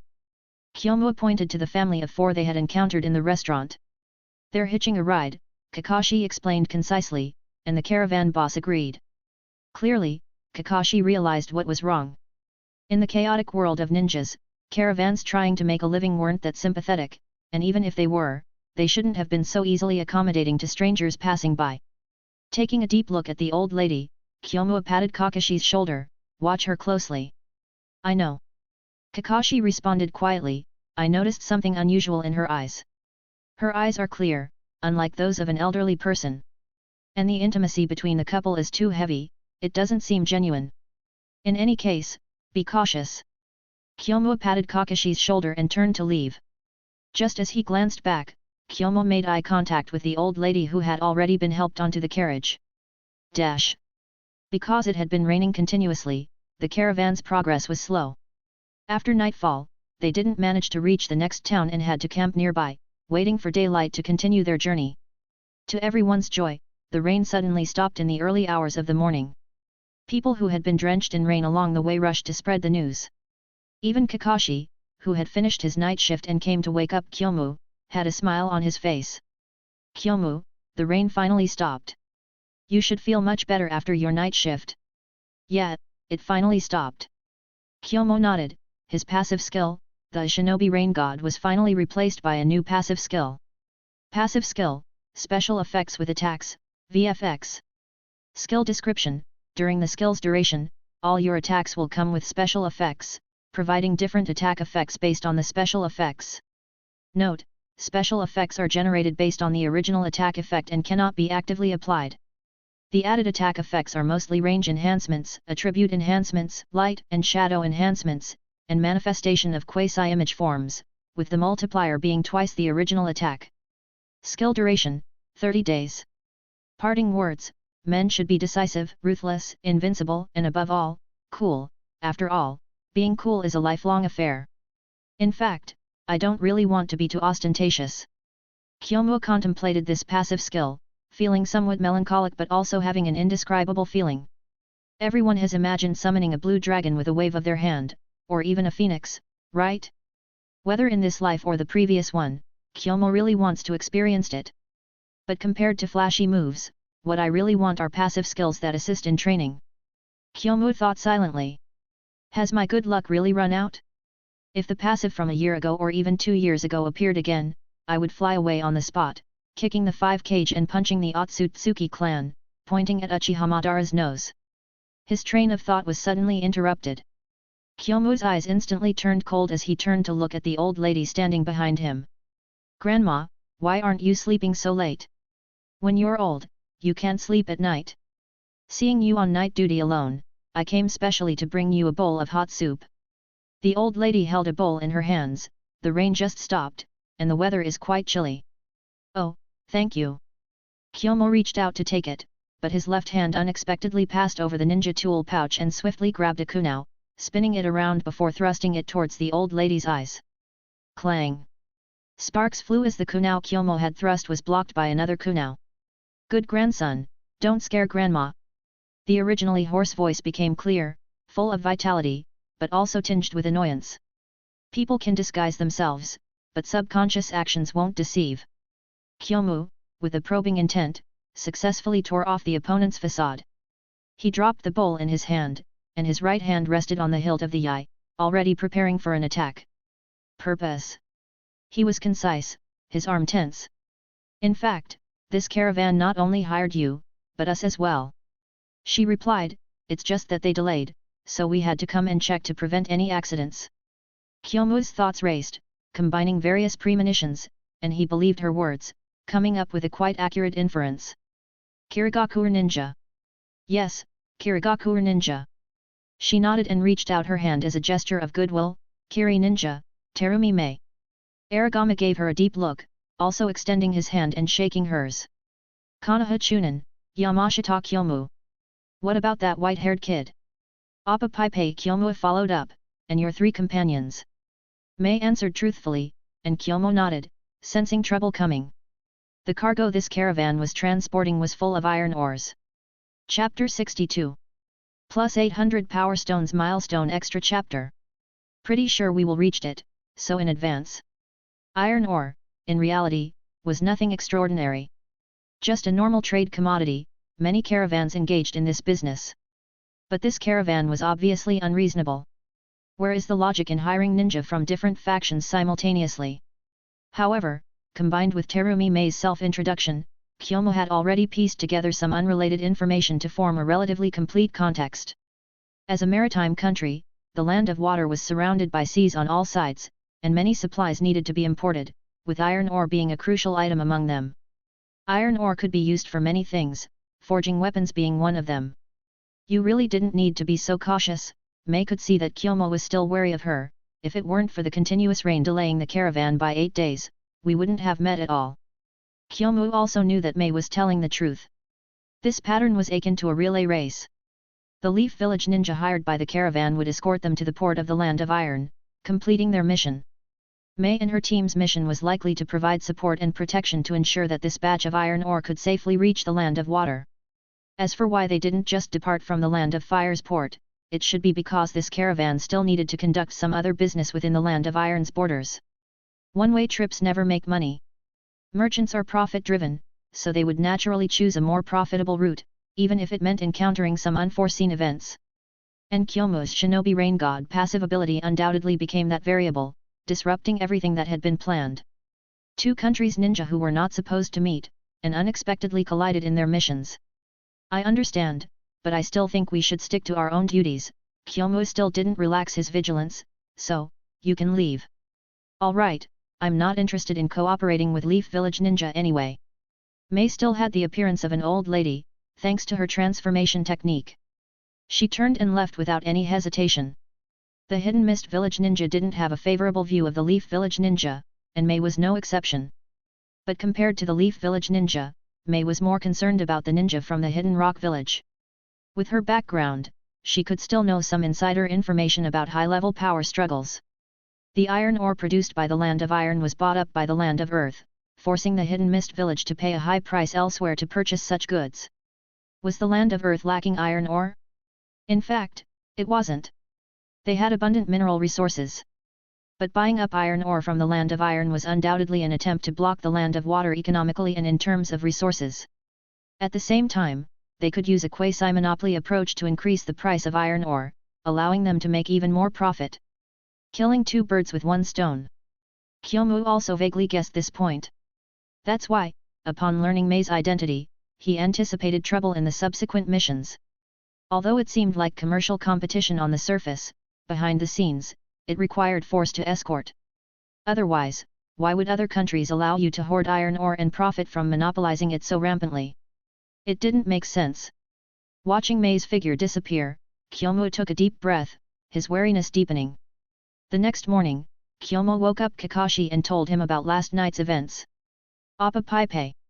Kakashi's focus seemed to be a bit off. Kyomu, can't you come up with an even weirder name for me? Oaki Dong.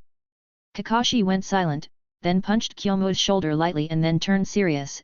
If we really encounter a strong enemy, I think we can cooperate with the Mist Ninja. That's possible, but not blindly. Kyomu didn't trust Mei and her team, and remember, our mission is only to escort the caravan to the port of the Land of Iron. Anything else is none of our concern. I know that. Kakashi nodded, understanding clearly, but as you said, the delay caused by the rainy days might lead to many unforeseen consequences. Anyway, let's be vigilant. Kyomu knew the seriousness of the situation. I'll rest first, you stay alert. Kakashi nodded, taking over Kyomu's position, and while escorting the caravan, his dead fish eyes were extremely vigilant, observing the surroundings closely. Similarly, Mei's group did the same. However, they were more aware that the Rock Village Ninja would definitely ambush them. For the sake of monopolizing the iron ore trade, the Land of Earth would arrange many Rock Village Ninja disguised as wandering ninja to ambush caravans transporting iron ore from the Land of Iron to other countries. They paid special attention to caravans heading to the Land of Water. The enmity from past battles was something the Rock Village never forgot. Suppressing the Mist Village from various angles had become the norm.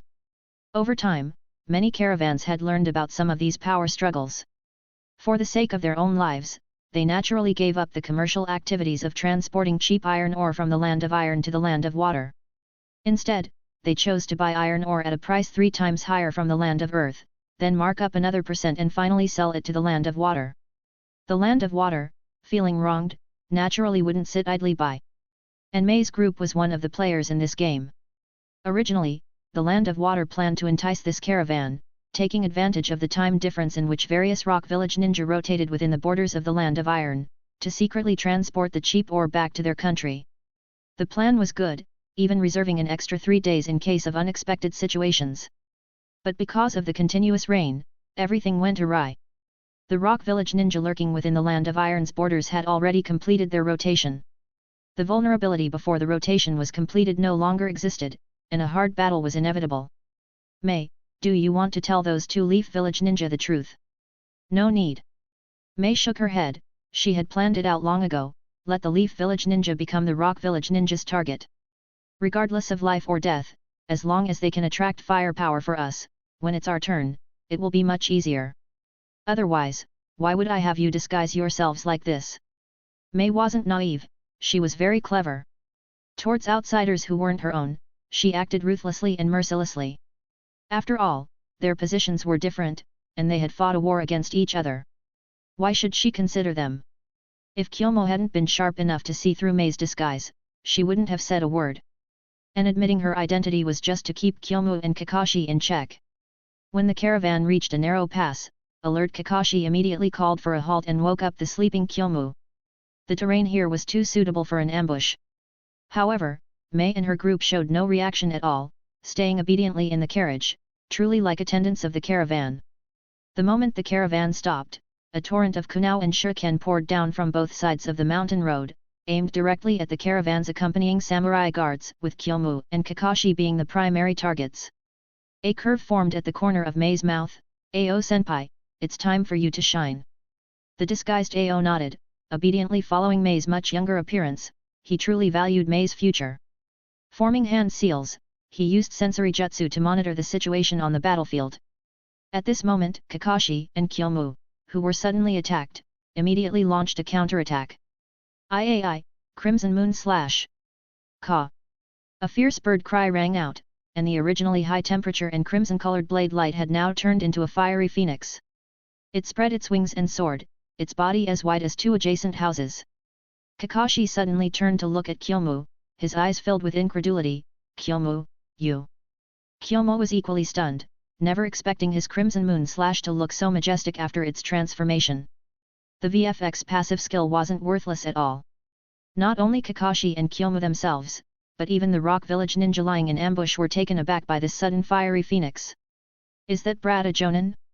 And he's using a ninjutsu as his opening move, one that involves the ultimate transformation of chakra? This guy is tough. Take him down and call for reinforcements at the same time, say we've caught a big fish here. The leading rock ninja immediately reacted, and 6 teams of ninja led by Chunin immediately rushed towards Kyomu and Kakashi, with Kyomu naturally being the main target. "Snap out of it!" Kyomu shouted, "They're coming!" Kakashi nodded, suppressing his astonishment, and focused all his attention on the battle. Meanwhile, hidden inside the carriage, Mei also noticed the rising phoenix. There was a gleam in her eyes, unable to help but glance in the direction where Kyomu was. That guy's strength is extraordinary. And his technique isn't ordinary either. Aragami Kyomu. Mei muttered to herself, then her face changed slightly. "Damn guy, he actually deceived me." Chapter 63. Kyomu's previous strike was truly stunning. Deadly weapons always combine power with a sense of violent aesthetics, and the same goes for attack techniques. Moreover, under the blessing of passive skills, the attack range of the Crimson Moon Slash got wider, and its power is twice that of normal state. Coupled with Yai, as well as many rare equipment on his body, the combined performance has already surpassed the passive skill Cold Weapon Mastery that was once refreshed. At this moment, it's as if the passive skill Cold Weapon Mastery is permanently residing on Kyomu. After a phoenix cry, the overwhelming barrage of projectiles turned into gas, inexorably blowing up the Iwanin who hadn't yet charged down the mountain, causing chaos. No trace of chakra involved. An Iwanin immediately exclaimed, "How did that leaf brat do it? Forget about that for now, our comrades are in danger. Go support them, quickly." Apart from a few who called for reinforcements, the Iwanin who had ambushed them all rushed towards Kyomu and Kakashi like tigers descending from a mountain. A rough estimate suggests that there are at least 3 squads of Iwanin charging down. In the formation of ninja teams, there are generally 3 people, 1 leading and 2 assisting, and the ones who can lead a team are generally at the level of Chunin. In other words, including the 6 squads of Iwanin who had previously charged down, the total number besieging Kyomu and Kakashi is 27 people, with 9 Chunin and 18 genin. These are not your average bandit rogue ninjas. Moreover, the strongest aspect of these people is not individual combat, but teamwork. As long as they complement each other's shortcomings and work together, although challenging a stronger ninja solo would most likely fail, it could still cause trouble for a powerful ninja caught alone. And Kyomu and Kakashi are currently facing this situation. The disadvantage of the two-person team has been exposed without a doubt. May, should we intervene? Ao opened his eyes. There are a lot of IWAnin, and I sense that someone has left, probably to call for reinforcements. Ao hasn't acquired the Byakugan yet, but he is still an excellent sensor ninja from Kirigakure. Let's wait a bit longer. May remained composed. Those two Leaf kids seem to be holding up well. And it's also a good opportunity to assess their strengths. Speaking of which, May gritted her teeth, feeling suddenly angry, and that kid lied to me, falsely reporting his name. The one with white hair. No, it's the one with black hair. May clenched her teeth. He said his name is Yamashita Kyomu, but if my speculation is correct, his name should be Aragami Kyomu. And the white-haired kid he falsely reported as Appa Paipe is probably the son of Konoha's White Fang, Hitaki Kakashi. Ao nodded knowingly. Only the Konoha genius twin stars of their age in Konoha would have that kind of strength. The intelligence systems between the villages are interconnected. What villagers know, other villages naturally know too. With May's background, she could easily have access to such unimportant information. Humph. May felt a sense of competitiveness rising. I want to see how strong this so-called Konoha genius twin stars, Kyomu and Kakashi, really are. As a peer of Kyomu and Kakashi, May had been a standout talent in Kirigakure since she was a child, unmatched among her peers. Encountering Kyomu and Kakashi now naturally made May want to compare. Ao understood May and nodded without further questions. When Kyomu and Kakashi are on the verge of collapse, or when they have killed many IWAnin, it will be their time to act. Perhaps by then, Kyomu and Kakashi, who are severely depleted of stamina, could even be taken care of effortlessly. There are just too many geniuses in Konoha. Clang! By simply raising Yai Rocknin's ninja blade not only failed to injure Aragami Kyomu, but even broke. The break was smooth and neat, obviously the work of Yai's quality. How could an ordinary steel ninja blade stand against an artifact? With a flick of his wrist, Kyomu snapped the broken ninja blade in half, leaving the IWAnin regretful.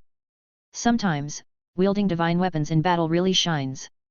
After dispatching one enemy, Kyomu swiftly sheathed his blade and turned to face another IWAnin's incoming punch. Earth Style, Rock Fist Technique. With both arms covered by sturdy rocks, possessing immense strength and formidable attack power, while its defense is also impeccable, this is one of Iwagakure's signature ninja techniques.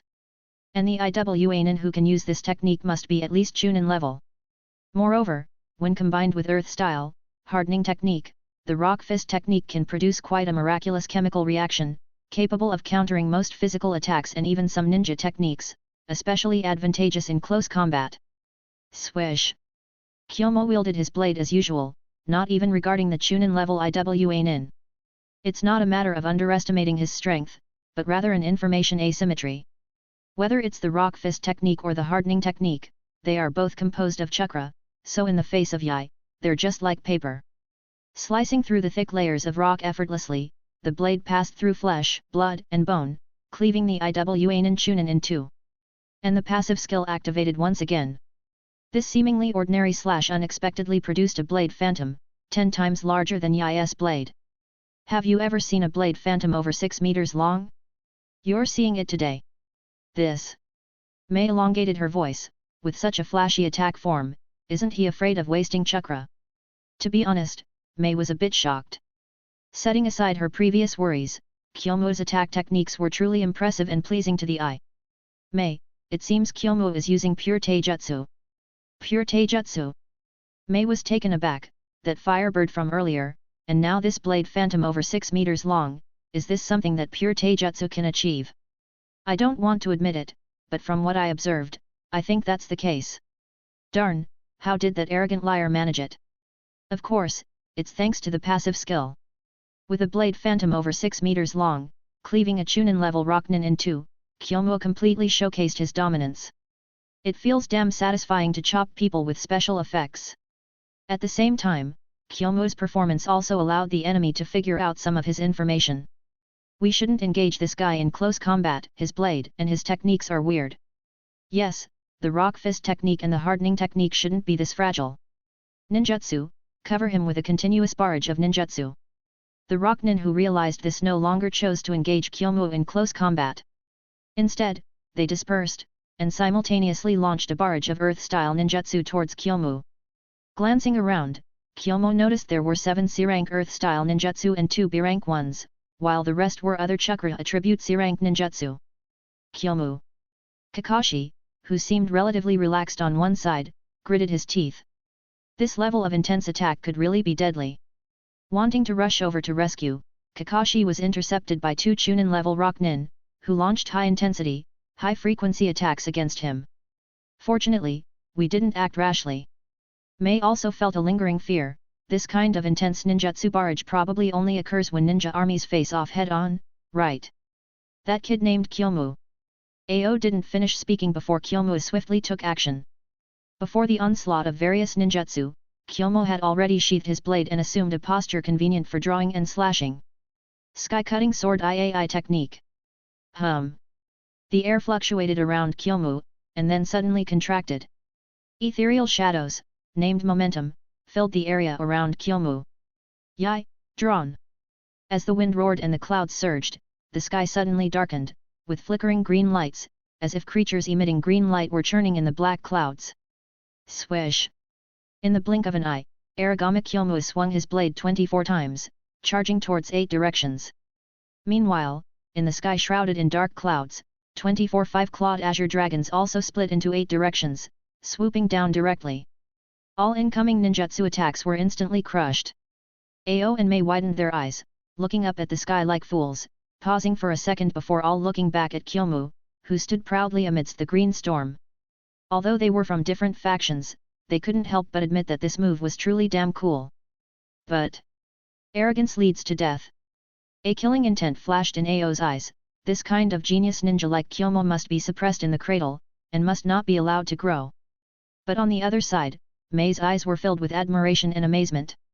It's truly cool. Meanwhile, Kyomu felt extremely bitter. He really didn't expect that just one of his developed big moves, triggered by the passive skill, would turn out to be so flashy. It looks good, it's cool, it's imposing, and it seems powerful, but it's too eye-catching. And after dispelling the surrounding ninjutsu attacks, Kyomu immediately felt the deep malice around him. Some perceptive Rocknin also noticed something. The presentation of the technique looks intimidating, but the actual power unleashed is not as outrageous and abnormal as imagined. So, let's stall for your time first. When the special Jonin or Jonin reinforcements arrive, it will be the death knell for this show-off.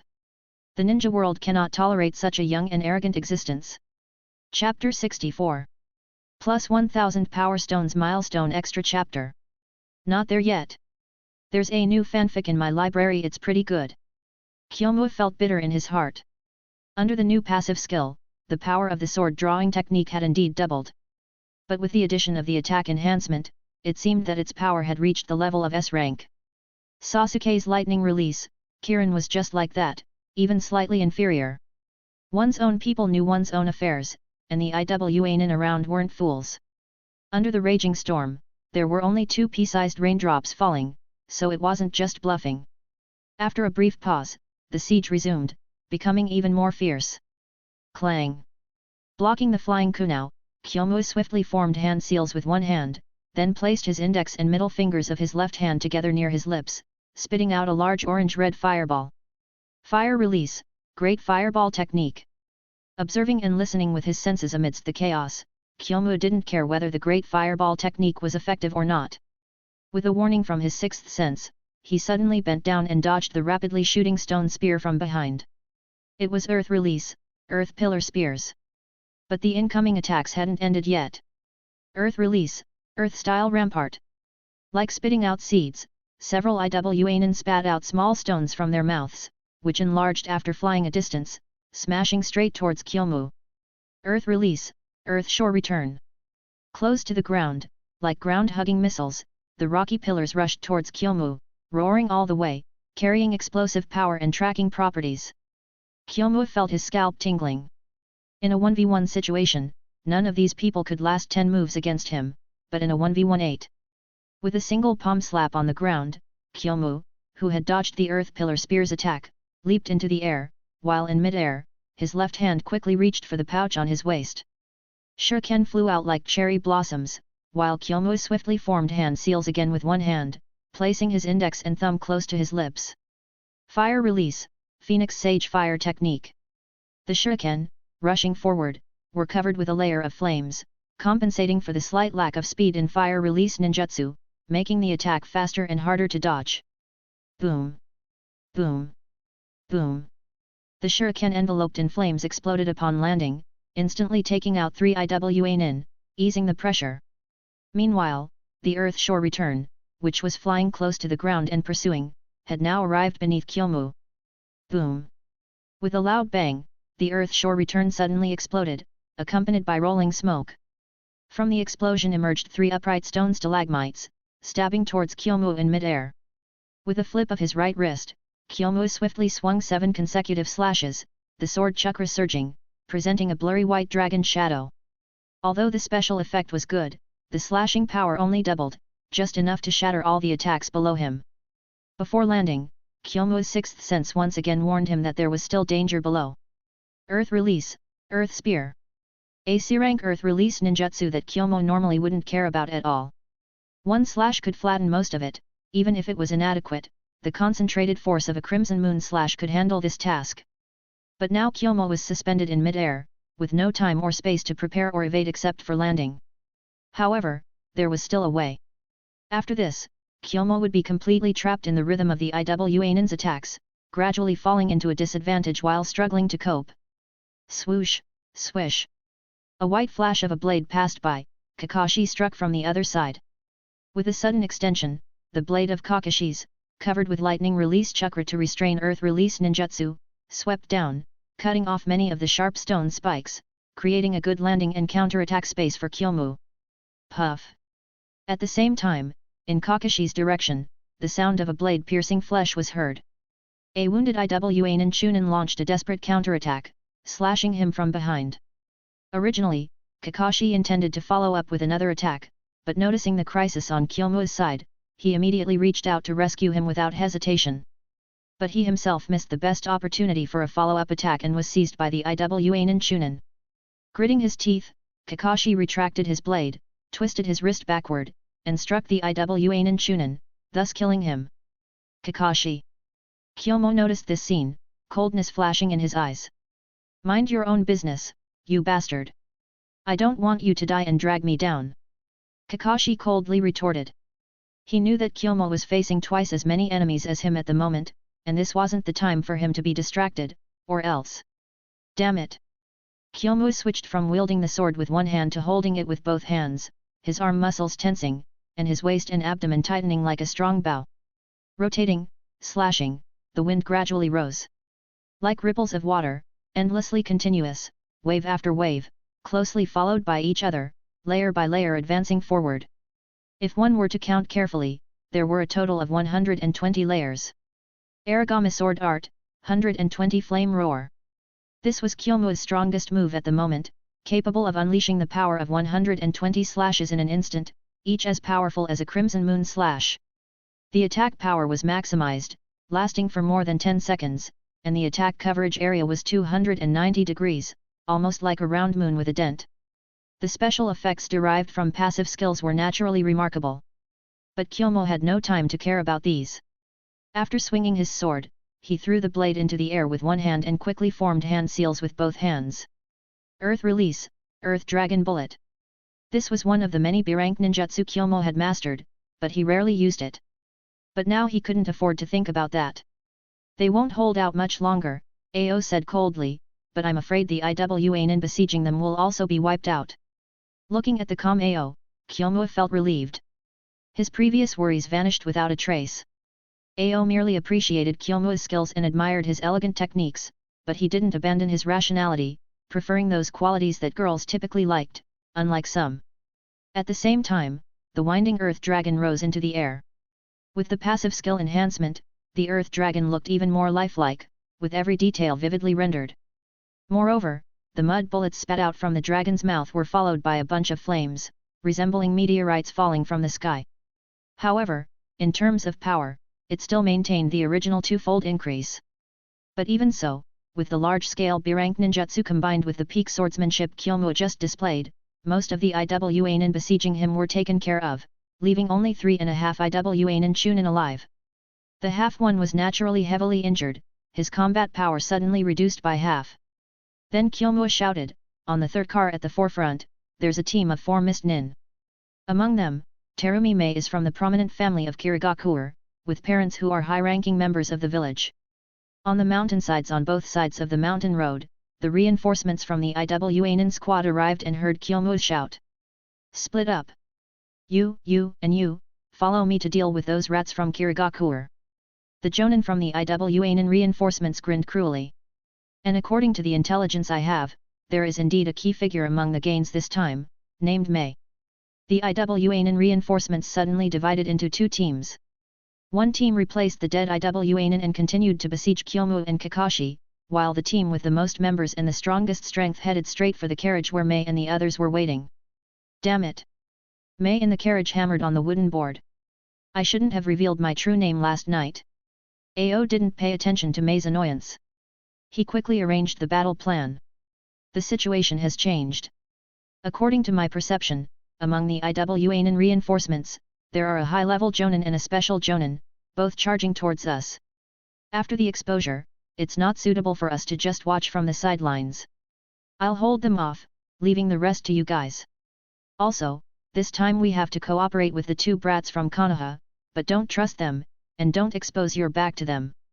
Mei and the others nodded, releasing their transformation jutsu and rushing out of the carriage.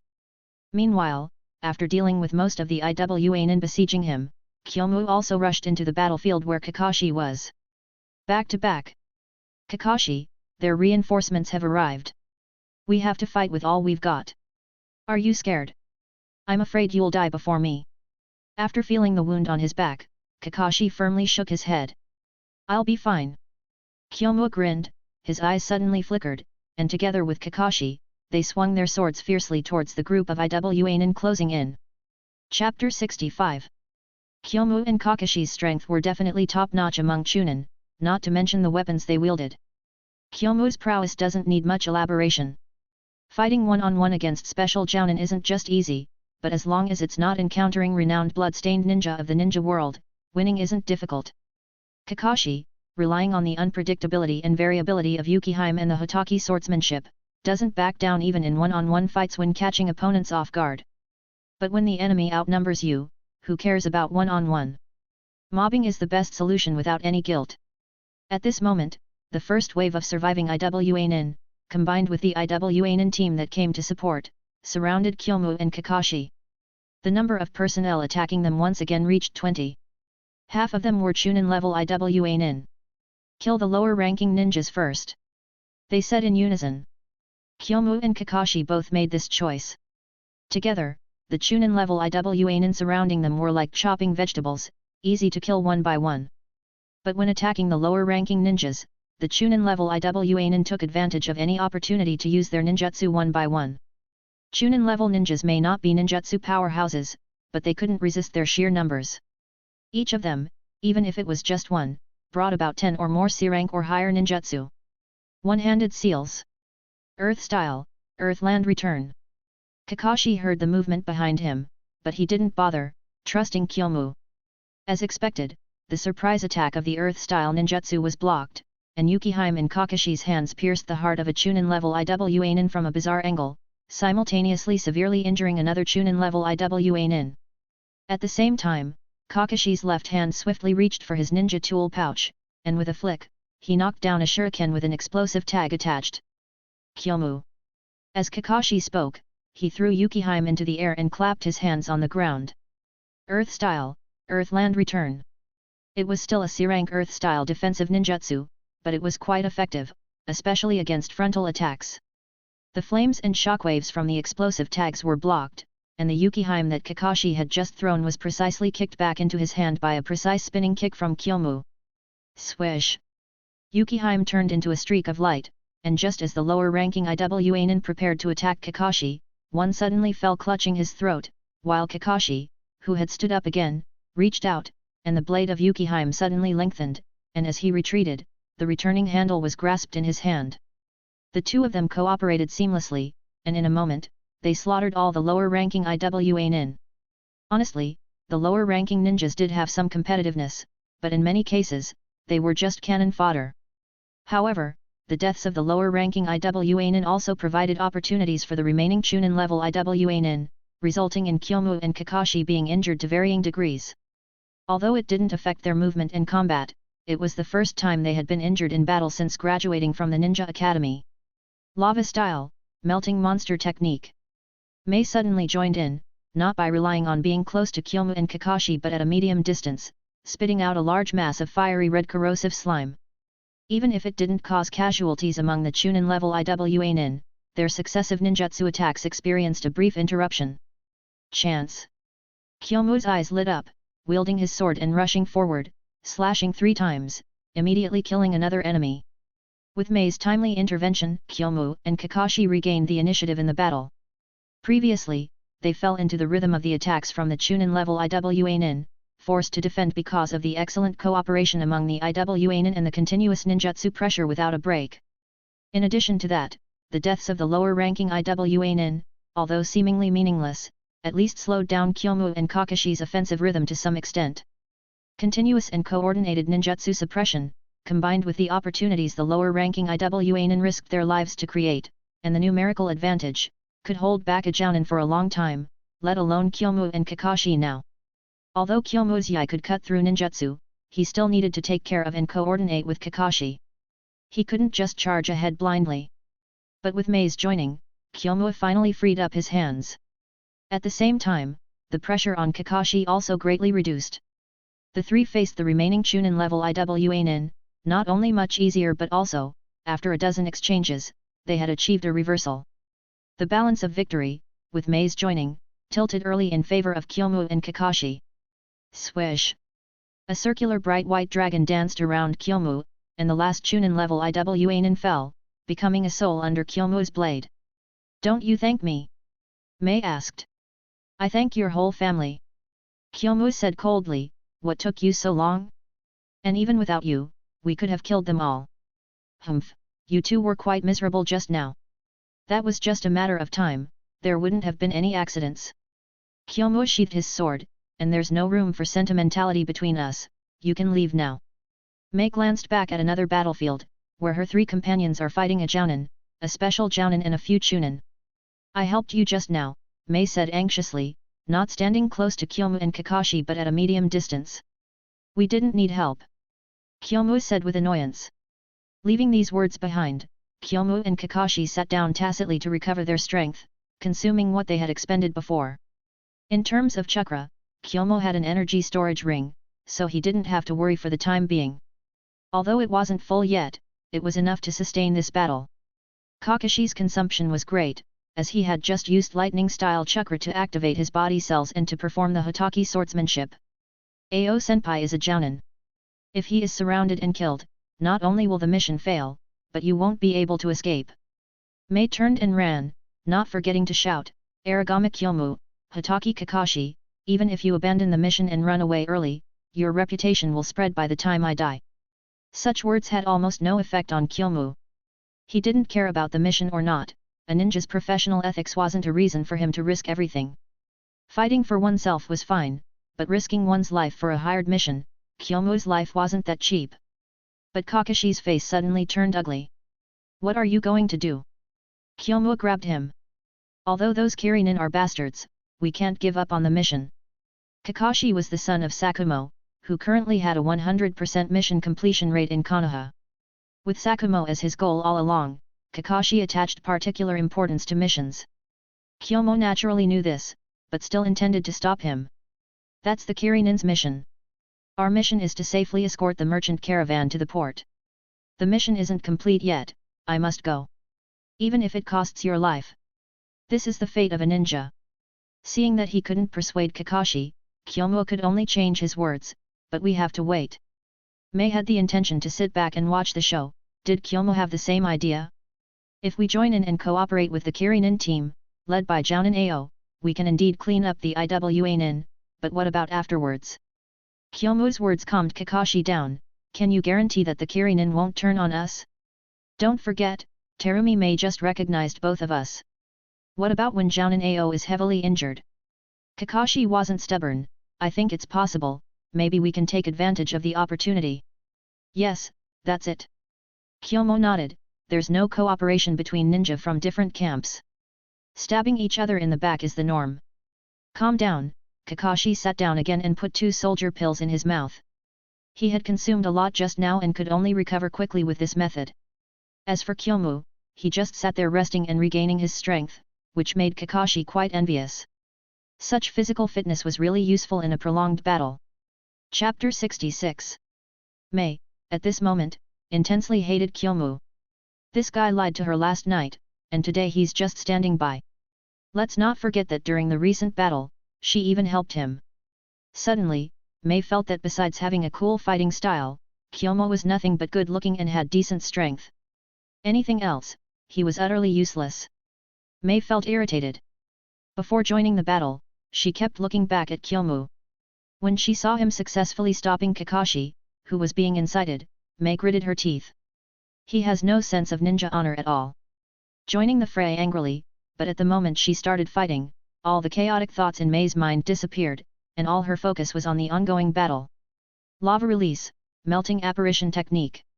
Spewing out a large mass of fiery lava, Mei successfully ambushed a rock ninja Chunin, burning him into bone fragments.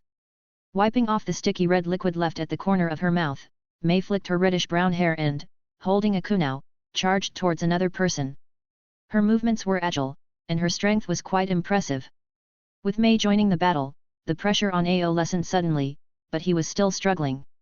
He was confident he could defeat and kill the rock ninja Jounin, but with an additional rock ninja special Jainin, he could only hold on, delaying as much as possible, unable to deal with both at the same time.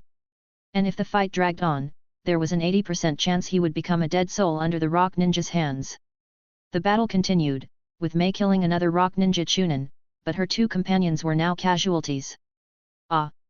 The sharp cry unique to girls echoed from afar, and the sacrifice of her teammates was definitely a blow to Mei. She became even more ruthless, with a somewhat desperate attitude, slashing another Chunin. Although she killed the rock ninja Chunin at the same speed her teammates were losing their heads, her 2 teammates didn't have respawn opportunities like in games. Trading 2 for 3 was not profitable, after all, human only had 1 life. Enduring her grief, Mei teamed up with Ao and faced off against the rock ninja Jainin and special Jainin. 2 against 2 seemed fair, but the difference in strength was significant. Even though Ao's pressure decreased, Mei was clearly struggling. The special Jainin and Jainin were like insurmountable mountains for Mei at this stage, despite her efforts. Aragami Kyomu, Hitaki Kakashi, you're cowards, disgraces to ninjas. Mei started again, but Kyomu and Kakashi remained unmoved, quietly watching her and Ao struggle, then watching them get lightly injured. Her Kekii Genkai is quite impressive, Kakashi suddenly interjected. And it's a dual Kekii Genkai. After she grows up, she'll definitely be troublesome. More than troublesome, this Mei has brains.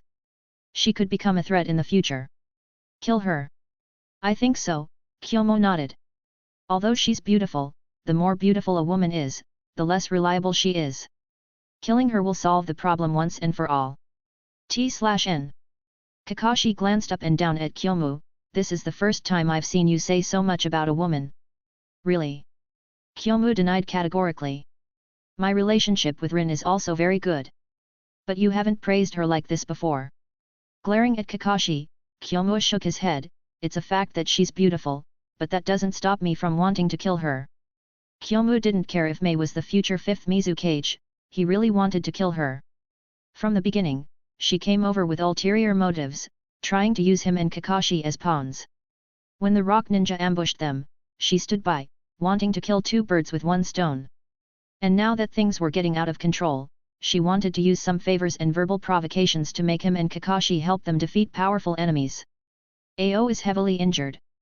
Kakashi grabbed Yukihime. Kyomu, it's our turn. Wait a little longer, Ao might be pretending. If Ao was indeed heavily injured, it would be a good opportunity to collect heads from both sides, but for safety, Kyomu still wanted to wait a little longer. But before he could finish his sentence, Kakashi had already rushed up. It wasn't that he was reckless, but Ao did indeed seem heavily injured. Watching Kakashi's back, Kyomu didn't say anything else, lifting his sword, he followed. Running, Kyomu held the sword sheath in his left hand, gripping the handle of Yai in his right hand, flipping it backhandedly while flicking his left hand forward. Swish! The scabbard turned into a streak of light, red flames gathered at its tail, caused by the high speed and friction of the air. The skill effects arrived as expected. Roar! A beast roar suddenly rang out. The scabbard thrown by Kyomu had now truly transformed into a pouncing tiger, its whole body enveloped in flames, its four claws on the ground, rushing forward with immense force, leaping over Kakashi in front of it, and pouncing towards the injured rock ninja special Jainin. Earth Style, Earth Flow Wall. The reaction speed, hand seal speed, and chakra control of the rock ninja special Jainin were simply incomparable to those of Chunin. Before the scabbard arrived, thick stone walls rose up, protecting him right in the middle. Unfortunately, there were no dog heads carved on the earth flow wall, which Kyomu disapproved of. With a light tap of his toes, Kyomu leaped into the air, like a gliding swallow, surpassing Kakashi in front of him in one go. Seeing this, Kakashi raised Yukihime upwards, the blade suddenly extending forward precisely and accurately patting under Kyomu's feet. With his toes tapping again, with the extended blade of Yukihime as a foothold, Kyomu's forward flying speed increased again. Yai suddenly lay across his chest, and in the moment of holding his breath, the lightning chakra inside Kyomu's body boiled, spreading throughout his body, activating Kyomu's body cells, giving him stronger explosive power and speed. Swish! Approaching the earth flow wall at an extremely fast speed, the scabbard thrown earlier also collided with it violently at this moment, blasting a large hole in the thick wall. The rock ninja special Jainin, who was hiding behind it, had taken advantage of the brief moment to treat his injuries, and his combat power had warmed up a bit. Seeing Kyomu suspended in mid-air, with the sword laid across his chest, his body covered in lightning chakra, the rock ninja special Jainin's eyes showed disdain. To attack in mid-air, was it because he thought his weaknesses weren't enough? Earth Style, Earth Spear. The rock ninja special Jainin used a B-rank Earth Style ninjutsu, instantly turning his right arm into a metallic black color with a metallic sheen. Except for using lightning style to attack and restrain Earth Style, there were currently no other ninjutsu that could break through his defense. Although Kyomu was surrounded by lightning, the difference in strength was evident, and the rock ninja special Jainin didn't think much of it.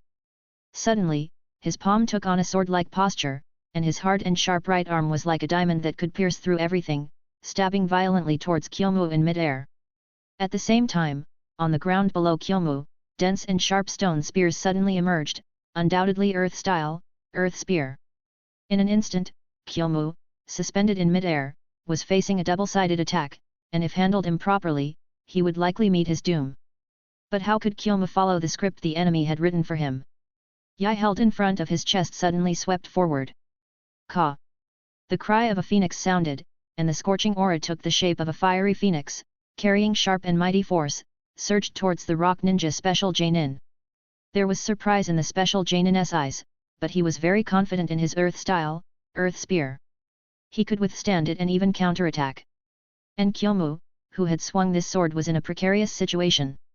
The Earth Spear beneath him was about to pierce his body. But... what? The rock ninja special Jainin's eyes widened in disbelief. At this moment, Kyomu unleashed all his power and speed, swinging out 120 swords in an instant. Swish swish swish! The sound of breaking through the air rang out simultaneously, and layer upon layer of huge sword shadows enveloped the rock ninja special Jainin, blocking all his retreat paths and crushing the earth spear that had sprung up abruptly. Watch out for his sword! The other rock ninja Jainin on the other side of the battlefield reminded. But it was too late. The Earth Style, Earth Spear, known as indestructible except by lightning style ninjutsu, was now sliced apart like paper by Yai. At the same time, the rock ninja special Jainin's chest, back, ribs, armpits, waist, and sides were pierced instantly by the shadows of Yai, turning him into a hedgehog. He didn't die immediately, but the light in his eyes gradually dimmed, staring at Yai and Kyomu's hand until the end, full of unwillingness and hatred, until the whole person fell to the ground. With the enemy dead, Kyomu grabbed the scabbard of Yai and performed the cleaning and sheathing actions unique to him to complete the task. Kakashi arrived a little late, seeing Kyomu resolving the battle, then turned to join in the assault on the remaining rock ninja Jainin. Kyomu wanted to reach out and stop him but ended up empty-handed. On the other side, Mei's beautiful eyes were shining, slightly mesmerized by Kyomu's back. He's very strong and handsome, definitely one of the best among his peers. It's just that their factions are different, making deep friendship impossible. Turning her head and turning around, Mei also joined the battle against the rock ninja Jainin, the fleeting thoughts of a moment ago left behind. Standing still with the sword sheathed, Kyomu showed no intention of joining the battle circle. His sixth sense kept reminding him to be careful. This AO was a problem. Kakashi, back off! Suddenly, Kyomu shouted explosively, his speed reaching its peak, and he wielded Yai toward the mist ninja Jainin AO and the nearby Mei. Chapter 67. Boil Release, Clever Mist Technique. Mei's face turned cold as she opened her mouth, spewing out a large amount of high-temperature strong acid vapor, blocking Kyomu's advance. At the same time, just as he had appeared heavily injured, AO suddenly erupted, using the Water Dragon Bullet technique to finish off the rock shinobi Jounin. Turning around, AO, with eyes filled with killing intent, locked onto Kakashi's side. He wanted to kill the rock shinobi, and he equally wanted to kill the genius ninja of Konoha. Despite Kakashi being prepared early and receiving Kyomu's reminder just now, facing AO, he felt somewhat inadequate. Aragami Sword Art, 120 Flame Roar. Swish swish swish. 120 blades merged into one sound, and layers upon layers of blade shadows also merged into one, spreading forward into a broad and elongated fiery red blade chakra slash. The special effects of light and shadow were simultaneously maximized, the momentum was grand like an overwhelming wave, instantly crushing the high-temperature strong acid thick fog that blocked the way. Lava Release, Dissolving Monster Technique. Mei once again opened her mouth and spat out high-temperature strong acid lava, slowing down Kyomu's advance once more. Kyomu cursed in frustration. Water Body Flicker Technique. At this moment, AO's body suddenly disappeared, appearing behind Kakashi once again. A brand new kunai was held in AO's hand. Kakashi's body leaned back, and he suddenly swept backward with his hand. The snow-like blade edge cut through the air, cleanly slicing AO's throat without obstruction. The anticipated splatter of blood did not appear, but instead, there was a puddle of clear water. It was a water clone. Kakashi's pupils contracted, what just happened? At the same time, the thick fog, dense enough to obscure one's hand, spread from behind Kakashi, instantly enveloping him. Hidden Mist Technique. Clang clang clang. The next moment, sounds of fierce battle emanated from the dense fog. Kyomu felt anxious, but he had to deal with Mei who blocked his way first. Only then could he move forward to support Kakashi. Sky-cutting sword technique. The aura of the Azure Dragon form, with its light and shadow effects maximized, swept through, breaking through the high-temperature strong acid solution spewed by Mei. Soaring, closing in, then striking. Mei's expression changed, stepping back quickly while opening her mouth once again, intending to replicate her previous attack pattern. As long as she could delay Kyomu for a moment, AO could deal with Kakashi. By then, Kyomu would definitely not escape. But Kyomu's speed exceeded her imagination.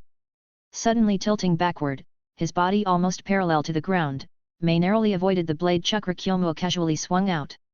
At the same time, Kyomu's wrist turned over, the blade pointed downward, stabbing directly at Mei's chest. As long as this move landed, Mei would undoubtedly die. If you make another move, I'll kill your comrade. AO's cold voice came from the thick fog on the side. His heart trembled suddenly. Kyomu abruptly withdrew his blade, but his left hand clenched into a fist and struck Mei's chest heavily from above. Puff! Mei spat out blood, but Kyomu didn't stop for a moment. He grabbed her collar with his left hand, lifting her from the ground. His right wrist turned over again, and the blade edge pressed against her round chin from below. Release Kakashi, or else she dies. The mist shinobi Jounin AO gritted his teeth. If Mei could hold on for 3 more seconds, he could have slit Kakashi's throat just now.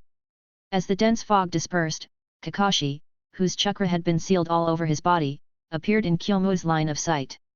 Meanwhile, AO stood behind Kakashi, his kunai pressing against Kakashi's carotid artery. Release Mei, and I'll release your comrade. It's impossible now. Kyomu glanced at Kakashi and finally settled his gaze on AO's face. I don't trust you. Let's talk again when the caravan reaches the port. AO's upper and lower lips twitched, wanting to refuse but unable to speak. Compared to Kakashi, he cared more about Mei. Even though he could sacrifice Mei to exchange for the lives of 2 new generation ninja of Konoha, he wouldn't do it. If Ao did that, when he returned to the Hidden Mist village, he would most likely be killed without any explanation. Fine. Ao nodded, slowly retreating while holding Kakashi. Similarly, Kyomu dragged Mei in his arms, also stepping back step by step. When they reached the end of the caravan, they stopped. Meanwhile, Ao, holding Kakashi, came to the front of the caravan, letting the caravan owner lead the caravan forward. The terrified caravan owner dared not utter a word and immediately urged the surviving caravan members to get on the carts.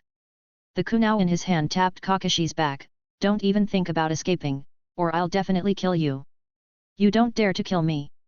Kakashi's voice was cold and mocking. "Mei's life is more important than mine, and you hesitated just now, coward. Shut up." Ao fiercely punched Kakashi's back. "Say one more word, and I'll definitely cut off your tongue." A mouthful of blood sprayed out, and Kakashi fell into the carriage, his eyes filled with intense hatred and killing intent. On the roof of the last wagon in the convoy, Kyomu held Mei in his arms, Yai pressing against her snow-white neck. "Let go of me." Mei tried to struggle, but the more she struggled, the tighter Kyomu held her, and Yai left a faint red mark on her neck. "I'll release you when we reach the port," Kyomu said coldly. "Don't force me to kill you." "Ha, you wouldn't dare to kill me," Mei said, very aware of her current situation. "You can't bring yourself to abandon your comrade." Kyomu remained silent, indeed not daring to kill Mei. As long as Mei died, Kakashi would inevitably suffer, and he would also be in grave danger. It was precisely because of this certainty that Mei's face showed no trace of fear. "Let go of me quickly. If I'm in a good mood." "Shut up." Kyomu retracted Yai, replacing it with a kunao, making the hostage situation easier to handle. "If you keep talking, I'll definitely leave a few scars on your face." Using the cold kunao to pat Mei's face, leaving several red marks, Kyomu said, "I keep my word. Don't test my patience. Asshole. Hey, and you think you're not?" Kyomu leaned over from behind Mei, glancing at her forehead. Swish! The kunao brushed across Mei's forehead, and a strand of reddish-brown hair floated down. "You!" Mei was furious. "No need to shout so loud, I can hear you." Kyomu held Mei's chin with his left hand, lifting her head. Their eyes met, and Kyomu saw the misty haze in Mei's eyes. "He cut my hair, he actually cut my hair, the hair I painstakingly grew." "Kyomu, you bastard!" Her eyes suddenly cold, Kyomu's left hand holding Mei's chin exerted more force, and his fingertips turned slightly blue. Mei winced in pain, reluctantly closed her mouth, but her lifted head refused to drop, staring fiercely at Kyomu, as if trying to deeply imprint his face into her memory. The grudges of being taken hostage and having her hair cut, she must repay them. "What are you looking at?" Mei glared fiercely. "What are you looking at?" "Of course, I'm remembering you, so that I can catch you in the future, get revenge, and then kill you."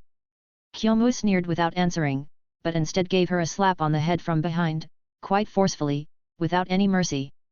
Mei lowered her head indignantly, realizing that she couldn't resist the situation.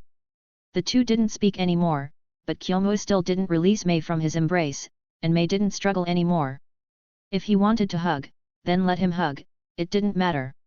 Anyway, Kakashi, who was captured by Ao, was definitely not having a good time. But it really felt awkward. Mei uncomfortably twisted her body, only to receive an even tighter grip from Kyomu. "I won't run away, but can you loosen up a bit? It's awkward like this. You're thinking too much, and this is the treatment for captives." Mei gritted her teeth at Kyomu's words.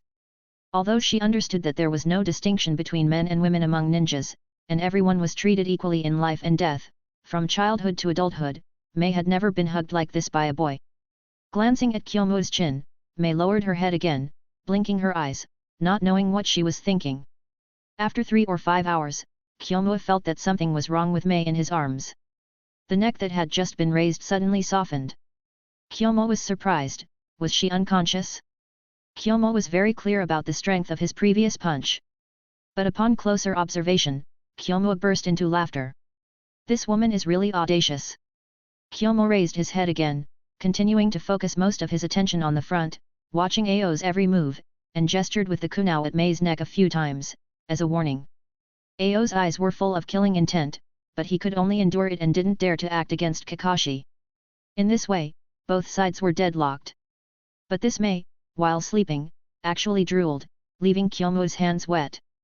Chapter 68 www.patreon.com/Zalum Iron Country Port. A vast merchant ship sets sail.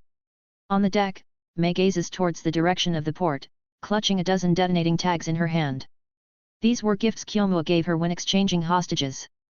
As long as she dared to act rashly, Mei could be blown to pieces by the detonating tags.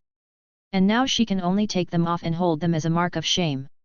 Watching the port gradually shrink to the size of a fingernail, Mei turns and enters the cabin, paying no heed to Ao behind her. The mask of pain suddenly appears on Mei's face as she sits on the edge of the bed, reaching out to touch the shoulder where a deep knife wound remains. This was the mark left by Kyomu when she attempted to escape. At that time, she thought she was going to die. Gently touching it, Mei grits her teeth. The scar would definitely remain, a permanent shame for her. Aragami Kyomu, I will definitely pay you back for this wound, I promise. Kakashi, do you realize your mistake? I'm not wrong. Kakashi argues stubbornly, we should just complete our mission. Don't forget we are shinobi. Can't you be a bit more flexible? Kyomu sighs, disappointed, after we killed that IWA nin, a special J-nin, we should have left. But you, without waiting for me to stop you, rushed up. I was fooled by Ao's disguise. Kakashi's confidence wavers slightly. He pretended to be seriously injured, exactly like the real thing, and at that time we hadn't completed the mission yet. Do you have a death wish? Kyomu scoffs, for a B-rank mission, deducting the village's share, we would have at most 100,000 ryo each. It's not worth risking our lives like this. Moreover, we encountered unexpected situations, and the mission level was forced to be raised. We had reason to abandon the mission, which could be explained to the village. Don't you have any professional ethics? Have you ignored the shinobi regulations? Executing and completing missions is the duty of a shinobi. And we are capable of handling these unexpected situations, aren't we? Kyomu shrugs, not wanting to argue with Kakashi about this topic anymore. It's too pointless. In some aspects of cognition, Kyomu is fundamentally different from native-born shinobi. Or there is a fundamental difference in their professional understanding of shinobi. Casually traveling, the two spent more than 10 days before returning to Konoha, handing over the mission, and submitting the mission report. Hokage's office. Hiruzen flips through the mission report submitted by the two, his brows slightly furrowed, the pipe in his mouth constantly flickering. Smoking in front of two 6-year-old children is not a good habit. Kyomu, Kakashi, you've worked hard. Hiruzen finally looks up, let's do this, this B-rank mission has been upgraded to an A rank. The changes in commissions generated will be compensated by the village for you too. And on your ninja resumes, a significant entry will be made. Thank you, Hokage-sama. Go rest now. I'll assign you suitable tasks when there are any. Kyomu and Kakashi leave the Hokage's building together, their expressions becoming relaxed. Let's gather with Guy and the others. We've earned quite a bit from this mission. Kyomu places his hands behind his head, but you're treating. I'll treat if I have to, I'm rich. Kakashi pats his ninja tool pouch, let's go eat barbecue to the restaurant run by the Akimichi family. They have the most authentic ones. What are we waiting for then, let's go. Kyomu and Kakashi head straight for the Ninja Academy, skipping class to have a meal with Obito, Rin, and Guy. Meanwhile, Hiruzen is still pondering the mission report of Kyomu and Kakashi. Shouldn't we add another person to their team? Hiruzen sees the shortcomings of the two from the mission report. They are both outstanding, but when facing enemies several times stronger, the shortcomings of their combination are evident. But finding someone with equal strength and similar age to match them is not easy for me. While contemplating how to strengthen the two-person team of Kyomu and Kakashi to assign them higher-level missions, Hiruzen's thoughts are interrupted by a knock on the door. Just as he raises his head, Dan's pushes the door open. Knocking is just a formality, not asking if he can enter, but informing Hiruzen that he was coming in. Very rude, but Hiruzen isn't angry at all. He and Dans grew up together, studied together, worked together, and faced life and death together. The depth of their friendship is something outsiders find hard to understand. Sarutobi, there's something I want to discuss with you. About Kakashi or Kyomu. Hiruzen guesses Dan's intention, as his timing is too perfect. Yes, It's about them. Dan's nods, both of them are geniuses. When they were in school or genin, it didn't matter that they were in the same team. But now they are both genin, and their combat power is approaching that of a genin. If they are put together again, not only would it be difficult to strengthen their team, but it would also be a great waste of scarce high-level ninja resources. Dan's viewpoint undoubtedly aligns with Hiruzen's. According to common sense, ninjas of their age cannot possibly have such strong abilities, but Kyomu and Kakashi break the rules.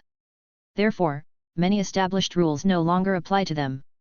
If the two are separated and matched with suitable team members, immediately there would be two ninja teams capable of carrying out B-rank missions. With some reinforcement, 2 more teams capable of carrying out A-rank missions would also be added. Doing the math, separating Kyomu and Kakashi, forming teams with them as the core, or rotating them into other stronger ninja teams, would definitely double the village's benefits. Dans, tell me your thoughts. You know, a few days ago, because of an A-rank mission, I lost 2 ninjas from my team, and only the captain survived. With his strength, as long as 2 people are rotated in, he can lead the team to carry out the vast majority of A-rank missions. But because there are no suitable candidates for rotation. Hiruzen thinks for a moment. Dans, do you prefer Kyomu or Kakashi? Aragami Kyomu. Dans gives his answer. Kakashi will most likely take over Sakumo's position with a high probability and become a member under your command, so I won't compete with you for him. Hiruzen nods, neither agreeing nor disagreeing, but asks Dans a question. Have you talked to Sakumo? Is he reluctant to part? Dan smiles wryly. Sakumo isn't that sentimental. I think. Hokage-sama. Sakumo knocks on the door and walks in. I saw your office was open, didn't expect Shimura advisor to be here too. Dans turns to look at Sakumo, a fleeting flash of fierceness in his eyes. Then he smiles. Oh, Sakumo, I was discussing some matters with Dans. I'm sorry, Hokage-sama. Sakumo bows slightly to Hiruzen. When I came in, I faintly heard you and advisor Shimura discussing something. It's okay. Hiruzen waves his hand with a smile. It's mainly about your disciple Kyomu and your son Kakashi. They are so outstanding that grouping them together is a waste of resources. We can only consider whether to separate them. You understand best, Sakumo. Hiruzen smiles slightly. So, Sakumo, I'll leave it to you to continue cultivating them for another year, but I want to see results after a year. These 2 children are too outstanding. They deserve a bigger stage. Sakumo nods, bids farewell to Hiruzen, and leaves the Hokage's building. Exhaling a breath, Sakumo feels relieved. If he had been a little late just now, the child, Kyomu, would probably have been arranged to join the route. This is the limit that a teacher can do, but with me here, I will let you grow up without worries. A smile curls up at the corner of his mouth, and Sakumo heads straight to the direction of the barbecue restaurant. This son he raised and the disciple he cultivated, he need to use the Great Commission from their mission to treat himself, he must eat heartily, even have a drink to enjoy himself. You 2 are really my pride, haha. Leaving with big strides, Sakumo has never been so happy before. Author notes, just a note, the protagonist will not engage in romance before the 3rd major battle. The main focus will still be on improving strength, the bonds of the protagonist's team, and the plot. The arrangement in the previous chapter is just the beginning of Aragami Kyomu's acquaintance with Terumi Mei, so it's not possible for them to suddenly develop feelings for each other. The subsequent development depends on the plot arrangement, so please rest assured. Chapter 69. www.patreon.com/Zalum or use your power stones for extra chapters. Obito and the others won't graduate until next year. So after eating and drinking their fill, it was not good to linger any longer. So after saying their goodbyes, they returned to the ninja school. Sakumo didn't keep them. Instead, he took Kyomu and Kakashi and went deep into the forest of death. He still needs to teach the 2 kids. As usual, he fighted Kyomu and Kakashi one by one, but when it was Kyomu's turn, Sakumo can't help but frown. Nonsense. He scolds Kyomu, what's with all these flashy moves? What are you trying to achieve? Sakumo is undoubtedly a pragmatist. The ultimate goal of all attack techniques is to kill the enemy in the fastest and most concise way possible. But Kyomu's attack techniques are extremely fancy due to his passive skills, which Sakumo simply cannot tolerate. Use those fancy appearances more on the power of your attacks. With your current strength, you can still go up another level. Kyomu humbly accepts the criticism without any intention of explanation. Although it's not his intention, the fact is the fact, and explanations would be just excuses. Continue to hone your basics. Sakumo arranges today's training tasks for Kyomu. When the moon is overhead, that's when you stop. Kyomu nods and walks to a corner, slowly practicing his basics. With some of the passive skills that were for auxiliary training as a foundation, even if they only lasted for a month, the benefits to Kyomu's body are still considerable. Skills like reward of diligence, gluttony, and soul absorption undoubtedly lay a solid foundation for Kyomu's inherent physical shortcomings. Although the current passive skill is somewhat lacking, the foundation is still stable, and the training gains are not small. Moreover, with a full set of rare equipment to assist him, Kyomu can train with more freedom. Swish, swish, swish. Bound to the Yoi sword are weights of 600 kilograms. Kyomu, shirtless, swings his sword with one hand incessantly, switching hands every 10,000 swings. Muscle blocks shaped as if cast from metal, with each movement of Kyomu, the strength and explosiveness of his muscles gradually increase. Training is never an instant thing. When the moon was coming out, Kyomu finally stops his training, and 3 shadow clones nearby dissipate into smoke. In an instant, Kyomu's mind gains a lot of experience in chakra control, chakra nature transformation, and form transformation. However, soon after, Kyomu's brain buzzes, and his body sways before he barely steadies himself. This is the aftermath of using shadow clone technique to accelerate training. Kyomu can endure it, but his energy and physical strength are nearing exhaustion. However, with the Yoi sword in hand and a full set of rare equipment on his body, after resting for about 5 minutes, Kyomu's exhausted body begins to recover. Believing that by midnight, Kyomu will be fully restored, and when dawn comes, he can continue training with the same intensity. Moreover, he can even increase the intensity of training as needed. Training days are tedious. In less than half a month, Kyomu has greatly improved his arm strength and core muscle group strength through weighted training, in addition to enhancing his physical fitness. In terms of physical fitness, the most obvious improvement is in chakra. Without using the chakra stored in the energy storage ring, Kyomu can continuously use 5 or more B-rank ninjutsu solely based on his own chakra level, getting closer to becoming a ninjutsu turret. In terms of sword speed, strength, and power, Kyomu has naturally made progress. This is his main offensive method now, and if it doesn't get stronger after continuous day and night training, it would be unacceptable. In an instant, Kyomu can now unleash 140 slashes, and his previous strongest move, 120 Blaze Roar, can now be renamed 140 Blaze Roar.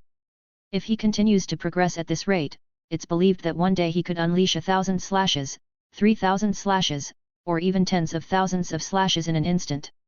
Furthermore, Kyomu has also supplemented his knowledge on sealing techniques.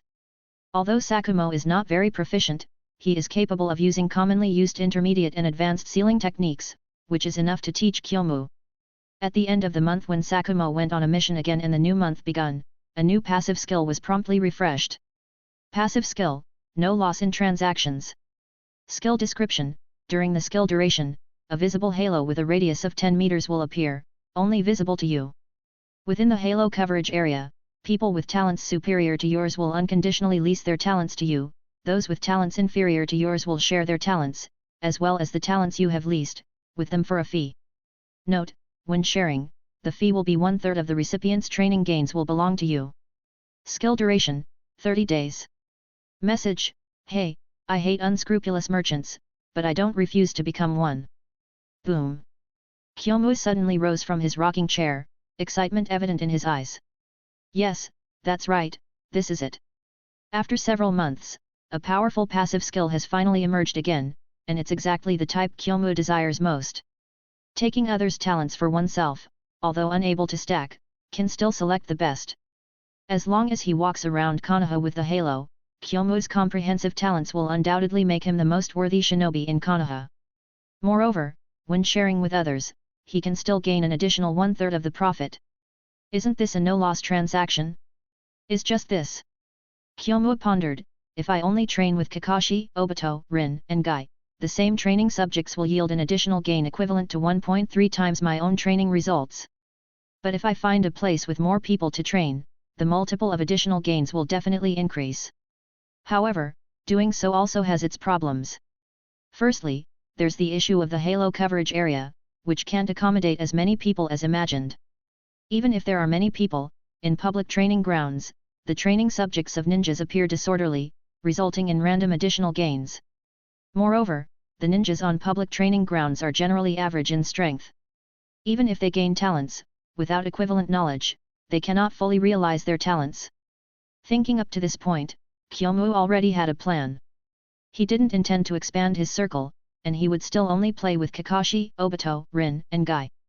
The talents of these four are not a problem, and with Kyomu sharing his talents with them, the vast amount of knowledge accumulated earlier will be realized at the fastest speed.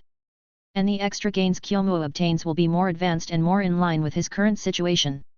At the same time, Kakashi, Obito, Rin, and Guy are Kyomu's closest friends. The faster they progress, the greater help they can provide to Kyomu in the future. Then, let's take a walk around first. Kyomu immediately took action, walking along the main roads of Konoha. Passing by the Sarutobi clan's residence, Kyomu's talent in 5-element ninjutsu surged. He couldn't help but chuckle, looks like I've hit Sarutobi. Continuing on, passing by the Shimura clan's residence, Kyomu's mind became clearer, and he became a bit more mischievous. It should be Denzo without a doubt. His talents are all pointed in this direction, no wonder he can't match Hiruzen in terms of strength. Passing by the Nara, Akimichi, and Yamanaka clans' residences in turn, there was still no change in talents related to 5-element ninjutsu. Hiruzen's talents were hardly matched by anyone. However, in the yin release area, that is, the Nara clan's secret technique shadow imitation technique, Kyomu was pleasantly surprised. The Nara clan, besides not having the Sharingan, is not weak in yin release at all. Of course, Kyomu also feels that his intelligence has increased a bit, as he also took the Nara clan's intellectual talents. At the same time, he borrowed the body talents of the Akimichi clan and the sensory talents of the Yamanaka clan. But Aragami Kyomu had a premonition that talents from the Nara and Yamanaka clans would soon be withdrawn. Sure enough, when Kyomu passed by the Hyuga clan's residence, his sensory talent increased significantly. The reputation of the Hyuga clan's Byakugan is well deserved. It's just a pity that what I took away is talent, not their eyes. Thinking to himself, Kyomu continued on his way. It's a pity that the Senju clan is now practically extinct, with only a few members left. There's nothing to gain from them. Kyomu lamented. After circling around the residences of several extremely important clans in Konoha, he gained a variety of miscellaneous talents, but just before the end, the Kurama clan gave Kyomu another surprise. Genjutsu talent, aside from the Sharingan as a genjutsu amplifier, is undoubtedly the strongest in Konoha. Uchiha, what else do you have besides the Sharingan? Kyomu slowly strolled to the Uchiha clan's residence and immediately felt several pairs of eyes staring at him. Uchiha is indeed unfriendly to outsiders. As if nothing had happened, Kyomu left. When no one was watching, he revealed a look of excitement on his face. Without Uchiha Madara, the Uchiha clan still has capable individuals after all. Chapter 70 www.patreon.com/Zalum or use your power stones for extra chapters. Glancing back at the Uchiha clan's residence, Kyomu also recalled another remarkable Uchiha. Uchiha Shisui.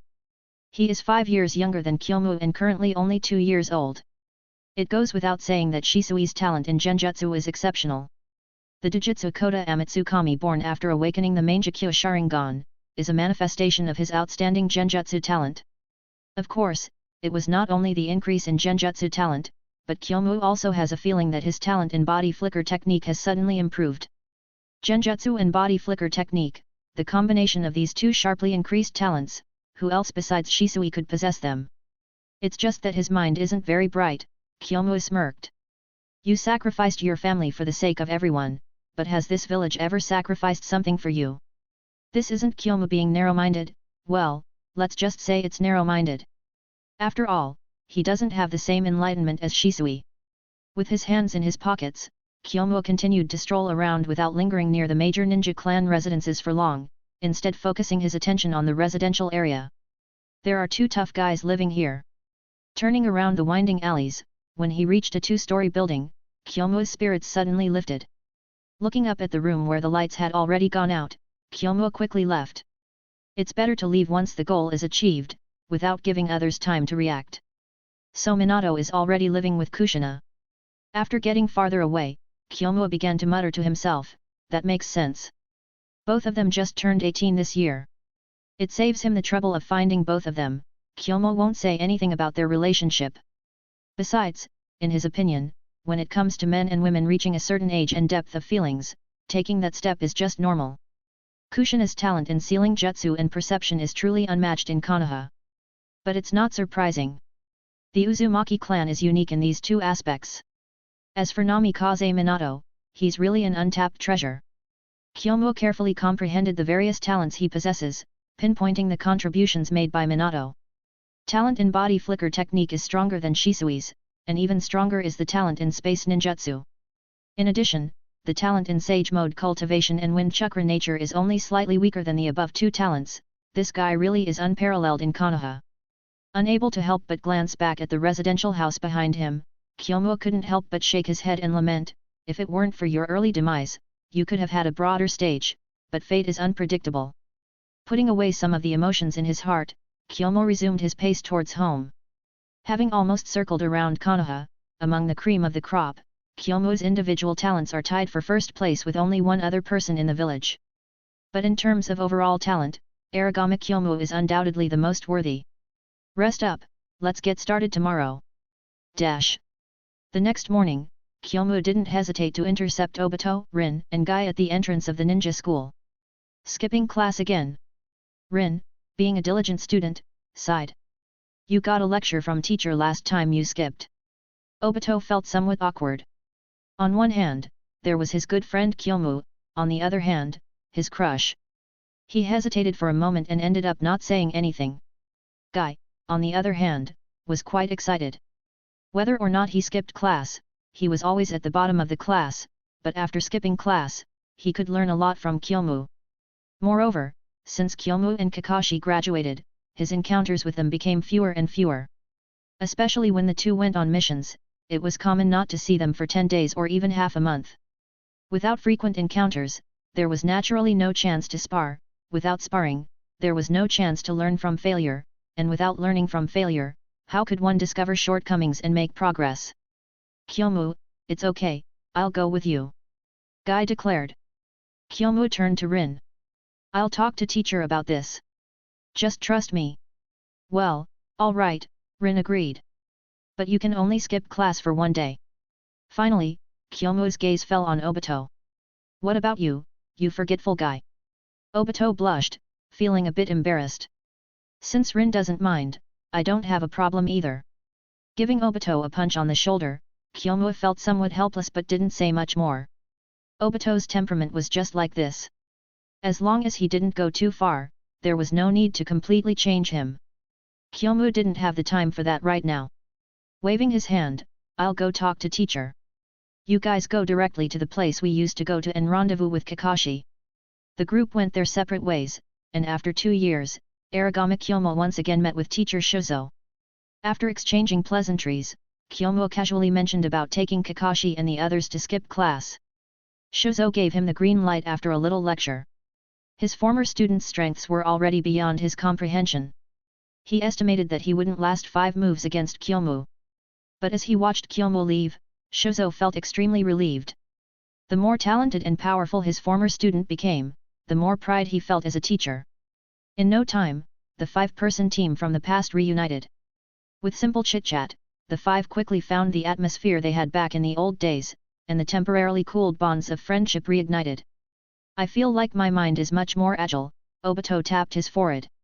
Is this the power of friendship? T/N, are you a member of Fairy Tail?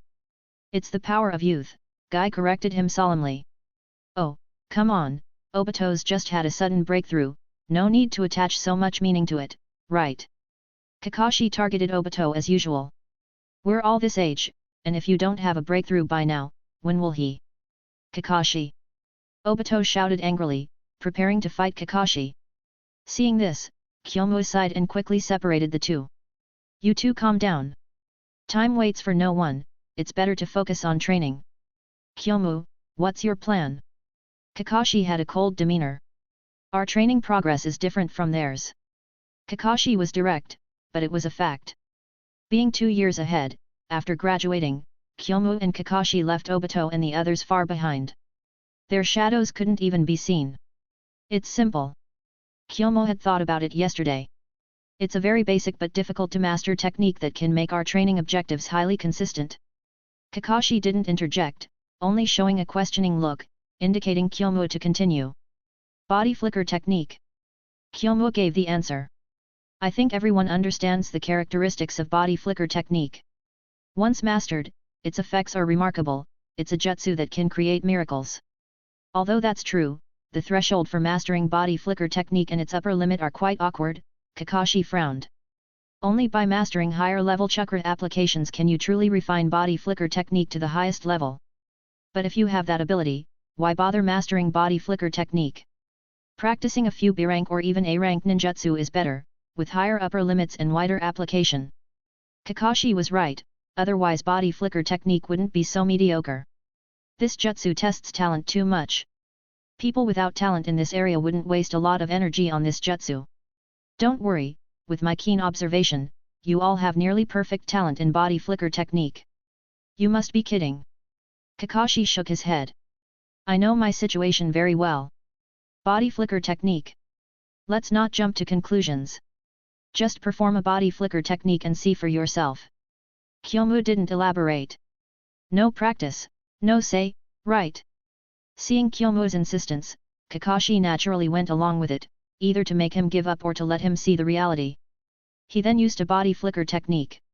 As Kakashi came to a stop, he looked puzzled for a moment, but then his eyes lit up. My talent in body flicker technique is so strong. Why didn't I notice it before? But it's not too late now. If I work hard, I might surpass Kyomu in this aspect. But when Kakashi came to his senses, he saw the same look of excitement on the faces of Obito and Rin. What's going on? Did my friends all got enlightened at the same time? Chapter 71. Got sick, COVID or flu don't know, sent some love. After a day of training, Kakashi, Obito, Rin, and Guy were all full of gains, their eyes shining with excitement. Especially Guy, his mouth stretched all the way to his ears. I knew it, I've always been a genius. He exclaimed. In just one day, the body flicker technique went from beginner to proficient. By tomorrow, it will surely reach the advanced level. However, Guy showed no intention of continue practicing the body flicker technique. He resumed to toughen his body and hone his martial arts skills as usual, intending to stick to this path. As a result, Kyomu's additional gains were somewhat reduced. But it didn't matter. With twice the extra gains, it was enough for Kyomu to practice the body flicker technique from beginner to advanced level in one day. Moreover, a third of the gains from Guy's day of physical training and martial arts practice were also given to Kyomu. Although the talent and physical skills belonged to Guy himself, the passive skill no loss in transaction was just shameless. The next day, Guy continued to toughen his body and practice martial arts, while Kyomu continued to practice the body flicker technique with Kakashi and others. After a day, Kyomu's gains were naturally considerable. With the body flicker technique at the advanced level, he was just one step away from reaching the level of master. And Kakashi and the others' body flicker technique also reached the advanced level. However, on the third day, Kakashi, Obito, and Rin felt that the advanced level of the body flicker technique was sufficient and decided to practice higher level chakra applications. Kyomu did not stop them and let Kakashi and others practice autonomously, while he spent another 5 days practicing the body flicker technique to the level of master. With the talent bonuses and the shadow clones assisting, Kyomu's progress was not slow at all. Similarly, during these 5 days, Kakashi and others' training results were also shared with Kyomu, equivalent to Kyomu going all out to train in a certain ability without needing to train it at all. By the 8th day, Kyomu began to practice genjutsus, and Kakashi, Obito, and Rin were once again pulled in by Kyomu without their knowledge, contributing a lot to Kyomu's training progress. Half a month later, a C-level psychological suggestion-type illusion was heavily focused by Kyomu to the level of master. With just a glance, a word, or even a slight sound, one could catch people off guard. Afterwards, Kyomu focused on mastering the shadow clone technique, striving to be able to use it without hand seals while maintaining its effects. As for his shadow clones, they continued to work on advanced chakra applications with Kakashi, Obito, and Rin, preparing for future learning of higher level ninjutsu and laying the groundwork for the development of related ninjutsu in the future. Chakra Nature Transformation and Chakra Form Transformation are essential abilities for learning advanced ninjutsu in the future, so this cannot be taken lightly. At the end of the month, Kyomu finally managed to use the Shadow Clone technique without hand seals. In a month's time, Kyomu focused on 3 things: mastering the body flicker technique to the level of master, mastering a sea-level illusion to the level of master, and achieving the ability to use the Shadow Clone technique without hand seals while maintaining its effects. Kyomu, I've been wanting to ask for a long time, what's the point of what you're doing? Guy looked puzzled. After my enlightenment, I became proficient in most sea-level fire release ninjutsu and even learned a B-level fire release ninjutsu within a month. But you, just a sea-level body flicker technique, a sea-level illusion, and the Shadow Clone technique you've mastered long ago. I feel like this is more trouble than it's worth. You're basically wasting your talent. Listening to Guy's words, Kyomu did not refute, but looked at Kakashi beside him. Do you think I've been wasting my efforts this month too? I can't guess what you're up to, but I know you're preparing to develop something extraordinary, Kakashi speculated. Body flicker technique, genjutsu, Shadow Clone technique, you're planning to integrate them, right? That's correct. Kyomu nodded.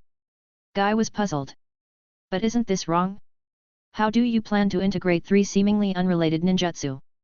Kyomu chuckled lightly, patting Guy on the shoulder.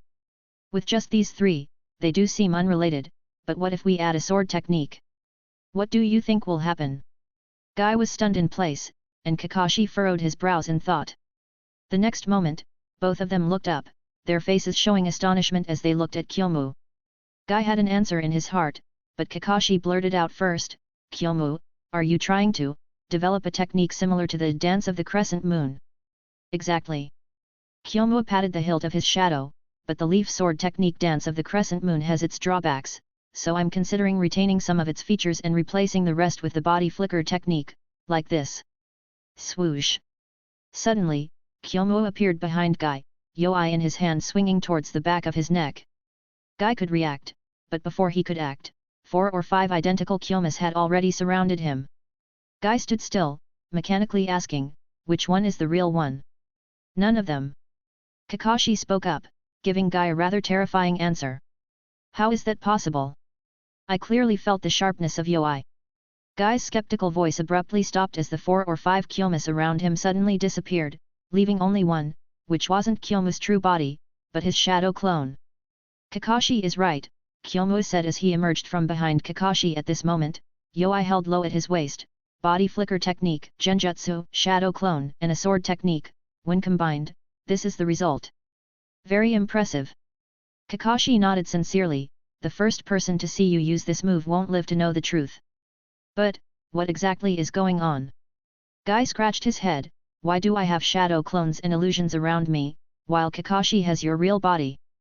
By activating the body flicker technique, using shadow clones and illusions at the same time, and depending on the number of enemies on the scene, allocating the correct number of shadow clones, the number of times illusions used, and hiding the location of the real body, Kyomu explained the principle.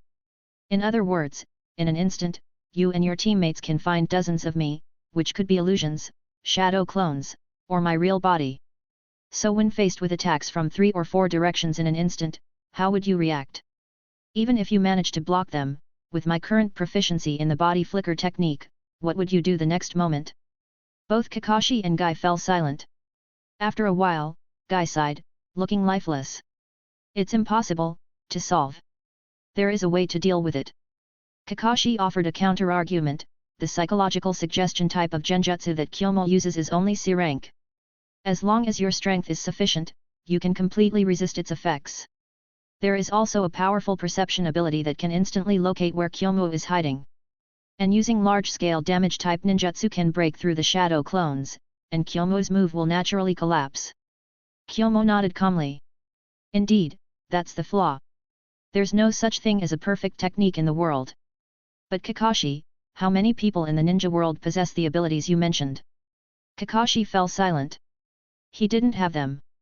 From Genin, Chunin, even special Jounin didn't have these qualifications either. Only Jounin and higher-ranked ninjas, or ninjas with special bloodline limits, possess such abilities. In other words, with just this move, Kyomu would be invincible against anyone below Jounin. More importantly, with C-rank body flicker technique, C-rank illusion, minimal chakra consumption, even if it's the B-rank shadow clone technique, as long as it doesn't last long, the consumption is not great. Even if he fails once, Kyomu can try again in the next moment, completely able to achieve success whenever he wants. This means that Kyomu can kill or injure a large group of people whose strength is inferior to his own with minimal consumption. And facing enemies whose strength is equal to Kyomu's, or even stronger, he still has other ways to deal with them. With this move, you've become a nightmare for Genin and Chunin. Kakashi took a deep breath. You alone can surround them with a group of people. The divine technique of grass cutting. The name of the move? No, just a description. Kyomu's eyes were cold. Killing with this move is like weeding by the roadside, one swing of the hoe takes down a whole patch. As for the name, it's called the Instant Shadow Illusion Blade Formation. Chapter 72.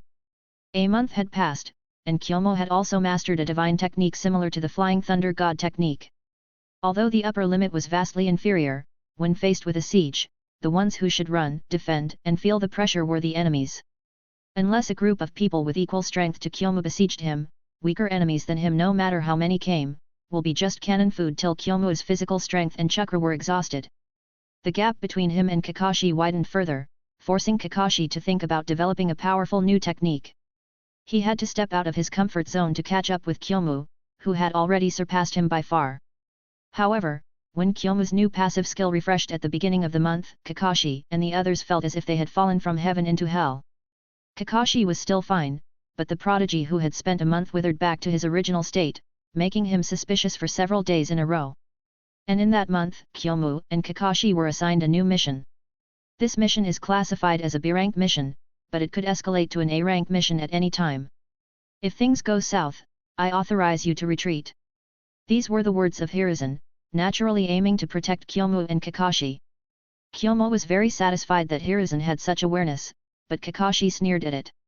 He would never allow himself to abandon a mission halfway, even less to its failure. Kyomu naturally understood Kakashi's attitude towards missions and knew that he couldn't persuade him, so he just let it be and followed Kakashi's lead. Moreover, this new passive skill also gave Kyomu a full confidence. Bright future. Just hearing the name, one knew that there would be no accidents on this journey. Sure enough, after nearly a month of all expenses paid travel, Kyomu and Kakashi completed their mission and returned to the village. Days returned to peace, with training, missions, returning to the village, and continuing training becoming Aragami Kyomu and Kakashi's routine. During this period, words into actions, master of herbal cuisine, genjutsu immunity, ninjutsu amplifier, and other passive skills were refreshed one after another. Whether they were beneficial or not, amidst anticipation and frustration, another New Year's Day passed, and Kyomu and Kakashi turned 7 years old. The two had become much stronger than the previous year. They no longer feared special Jonin one-on-one. If they worked together, they could handle Jonin without Kekii Genkai without being in dire straits, being able to win steadily. The title of Konoha's twin geniuses gradually solidified, and Kyomu's name, as the leader of the twin geniuses, firmly suppressed Kakashi's, becoming the head of the twin stars. And as the year passed, with their strength growing again, Hiruzen once again brought up the idea of splitting Kyomu and Kakashi into two teams. Sakumo could no longer suppress it. With Kyomu and Kakashi's strength, it had become inevitable for them to lead a team of ninja on missions. However, Danzo's attempt to recruit Kyomu into route was once again rejected by Hiruzen. Hokage-sama, Kyomu's talent is not only reflected in his combat power.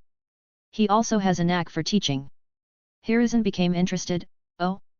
I'm not very familiar with this aspect. Sakumo, please elaborate. Since last year, Kyomu has made a name for himself in the ninja world with the Instant Shadow Phantom Blade formation, which he developed independently. Sakumo smiled slightly. His solid theoretical knowledge is evident, and I believe he's capable of teaching newly graduated genin. Hiruzen nodded, quite pleased, and lit his pipe. Indeed, I've heard of Kyomu's technique, it's quite clever and strong. Many ninja from various countries have fallen under this technique in the past year. So my idea is to assign a team of outstanding newly graduated genin to Kyomu. This way, we can utilize his teaching ability and save resources for leading teams on missions. Sakumo's argument was logical and well-founded, and after some careful consideration, Hiruzen agreed, ignoring the frantic gestures from Danzo, who was trying to influence him, and nodded in approval. Sakumo, let's go with your idea, Hiruzen concluded decisively. When we assign classes after tomorrow's graduation, call Kyomu over and ask him which newly graduated genin he'd like to mentor. And how should we arrange Kakashi? Danzo wasn't planning to give up, we need people en route lately, so having him join would be perfect. Hiruzen didn't answer immediately but instead asked for Sakumo's opinion. Kakashi is your son. What do you think? I agree with Counselor Danzo's suggestion, Sakumo replied. Route is also a branch of the ANBU Black Ops, led solely by Counselor Danzo, but fundamentally, it is subordinate to the ANBU. So having Kakashi join the ANBU Black Ops is similar to joining Route. Sakumo played a trick, and Danzo's face turned cold, wishing he could flip the table and throttle Sakumo right there. Although Route was subordinate to the ANBU Black Ops, the former was an absolute autocracy, while the latter was just in name. How could they be the same? Hiruzen seemed oblivious to everything and nodded in agreement again. Then Kakashi will be assigned to the ANBU Black Ops. Having one Konoha's twin geniuses in the light and one in the shadow is an excellent arrangement. Hiruzen, you have to deal with the shortage of personnel en route. Danzo was not ready to give up. I'll have to trouble you with that. Danzo, I'm well aware of that. And we all are really short on manpower. I'll pull 2 people from the ANBU to help you for now, and about good seedlings. Interrupting Hizuran, Danzo said. I've set my eyes on someone. How about securing them now? Tell me about it. Uchiha Shisui. Uchiha. Hiruzen frowned, looking at Danzo seriously, while also casting a sidelong glance at Sakumo.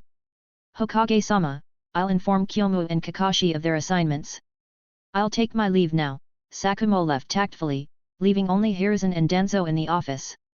Danzo, what exactly are you planning? Hiruzen's brows furrowed deeper. Uchiha Shisui has been causing quite a stir lately, Danzo stated. I'm aware of that, but you must tell me what you intend to do. Shisui is a descendant of Kagami, Danzo said slowly. Kagami is the only Uchiha I acknowledge. Therefore, as Kagami's descendant, Shisui should also possess the qualities as Kagami. If cultivated properly, he should be able to inherit the will of fire. Hiruzen was skeptical, carefully considering Danzo's words. Indeed, he couldn't find any flaws because his teacher, Senju Tobirama, had said the same thing. However, Hiruzen still hesitated. Shisui just entered the Ninja Academy this year. Let's wait until he graduates and then you can contact him. Danzo agreed. He could afford to wait. At the same time, it was time to deal with the thorn in his side, Sakumo. If he waited any longer, his dream of becoming Hokage would shatter. Hiruzen, one more thing, Danzo produced a piece of intelligence. This is a top-secret report just relayed back by one of my operatives en route. You can take a look. Hiruzen took it without suspicion, carefully reading through it once, his eyes flashing with light. Is this intelligence reliable? It's true, I've verified it multiple times, Danzo smirked, but due to the high level of danger, even though it could bring great benefits to the village if successful, I dared not act recklessly. It is indeed very dangerous. Hiruzen nodded, but once successful, the benefits to the village would be immense. But at the same time, if it fails, the village will suffer great losses, and quite substantial ones at that. Danzo looked at Hiruzen. Perhaps, we can let Sakumo try it. I'll consider it. Hiruzen found himself in a dilemma. This mission has too much duality, and it requires careful consideration. If it succeeds, that's good, but if it doesn't, then I'll wash my hands of it. Danzo shrugged. You're the Hokage, it's your call. I've just delivered the intelligence. Since when did the leader of Route, Shimura Danzo, become afraid to take responsibility? Hiruzen couldn't help but laugh and scold. This mission is too important, and I don't want to cause you to make a wrong judgment because of me. Danzo left without looking back, leaving Hiruzen and Sakumo standing at the edge of a cliff, and he had cleanly washed his hands of the matter. With a cold smile, Danzo returned to the Route headquarters to wait for news. However, even so, he was 70% confident in his heart that his plan will success. Chapter 73. Still sick, but I'm getting better. If we reach the 1000 power stones I'll upload a few extra on Monday. Also Patreon has plus 20 extra chapter. For only $5. Let me lead a team of just graduated genin. Kyomu felt like he misheard. Teacher, I'm the same age as just graduated genin, or even younger. How can I be their team leader? In learning, there is no distinction of age, those who excel become the teacher. Sakumo patted Kyomu's shoulder, with your current strength, you're already superior to many team-leading ninja, and don't you want to team up with your former friends? I do want to, but it just doesn't feel right. Kyomu looked earnestly at Sakumo, teacher, I think joining the ANBU would be great for me. I've sent Kakashi to the ANBU. Sakumo turned to Kakashi, I'm still concerned, so I'm preparing to train you for a while longer. Kakashi nodded without expressing his own opinion. Although they didn't want to be in separate teams, their strengths were already sufficient, and they weren't suitable to be together on missions anymore. If there's a possibility of collaboration in the future, it would only be on A or even S-rank missions. Kyomu didn't say more, turning to ask Sakumo again, teacher, who are the genin I'll be leading? Who do you want? Sakumo asked back. Kyomu's eyes lit up, can I choose them myself? Except for a few specific individuals, you can choose those you like and are familiar with. Your autonomy is very important. Hearing Sakumo's words, Kyomu felt relieved. He didn't want to be stuck with a group of deadweights. After briefing them, Sakumo led Kyomu and Kakashi into the Forest of Death, starting today's training through action. Actually, there wasn't much more Sakumo could teach them. In terms of combat experience and intelligence, Kyomu and Kakashi had reached an extremely outstanding level after 2 years of mission accumulation. After the training ended, Sakumo took them to a barbecue restaurant to eat and chat. I have nothing more to teach you. Sakumo sighed, it's time for you to choose your path carefully. Kyomu put down his chopsticks, suddenly energized. Was it time for Arts, Sciences and Literature Department Division? The ninja world had existed for so long, but the number of all-around ninja could be counted on one hand. The path of being an all-around ninja was as difficult as reaching the heavens. So, specializing in one or few abilities to further enhance one's strength became the mainstream practice direction for ninja once they reached a certain level. Especially for the higher ninja ranks after Special Jonin, the situation of specialization was quite serious. For example, Sakumo was proficient in swordsmanship and lightning release ninjutsu, with other ninja abilities merely understood and usable but not mastered. Or like Hiruzen, who was proficient in all 5 elemental ninjutsu, with others merely understood and usable but not mastered. Even Tsunade, her monstrous strength and medical ninjutsu became her trademarks, but the number of times she used elemental ninjutsu in battle was very few. There were countless examples like these, all choices that every ninja must go through. Looking at Kyomu, Sakumo asked him, Kyomu, have you decided? I'll stick to my current path. Kyomu had already considered it, primary swordsmanship, taijutsu and elemental ninjutsu, with auxiliary studies in other areas. Quite ambitious, Sakumo raised an eyebrow, do you know how difficult it is to master taijutsu and elemental ninjutsu? But teacher, have you forgotten, I naturally possess chakra of all 5 elements. If I don't master them, wouldn't it be a waste of innate talent? Besides, I also have insights into taijutsu. Many of my swordsmanship techniques are based on a strong physique. Sakumo nodded and stopped persuading, since that's the case, you handle the rest yourself. As for elemental ninjutsu, I'll help you figure it out, and I can continue to guide you in swordsmanship. Then he looked at Kakashi, and you, have you decided? I want to follow in my father's footsteps. Kakashi touched the hilt of his sword, his path already firm. Satisfied, Sakumo didn't ask further. He already had his calculations in mind. Time skip no jutsu. Graduation season at the Ninja Academy. Obito hurried the best he could, but it was too late, but Rin still thought of him and arranged another graduation ceremony just for him. Obito was deeply moved, his feelings for Rin deepening, clearly reaching an unwavering level. That's very Obito of him. However, the next day during the class division, Obito and Rin were shocked by Kyomu. Quiet! Kyomu stood on the platform and shouted. Although the recently graduated genin below stopped talking loudly, there was still a buzzing of whispers. Isn't he Konoha's Twin Stars leader Aragami Kyomu? Yes, he is. I was his classmate back then. But today he appeared in our graduation class division. No way, someone our age is going to be our team leader. If you're unwilling, you can give up your spot to me, I'm willing. I'm just saying, not that I'm unwilling. Although the same age as us, he is already superior to many veteran ninjas in terms of strength. The recently graduated genin below the platform were eager to try, while Kyomu on the platform felt a bit dazed. 3 years ago, he was sitting below listening to the lessons, and 3 years later, he had become the one standing above. Times change, but it feels good. Scanning the crowd below, Kyomu saw many familiar faces, and more importantly, he saw the hopeful gazes of Obito and Rin. With a slight smile, Kyomu glanced at the list in his hand. "Come out when I call your names, might guy." As he finished speaking, Kyomu turned and left, followed closely by 3 teenagers about his age. Kyomu actually didn't. Maybe this is arranged by the Hokage, it's not Kyomu's decision. I know that, but we've missed another chance to be teammates with Kyomu. Rin also felt disappointed, but more than that, she was uncertain about the future.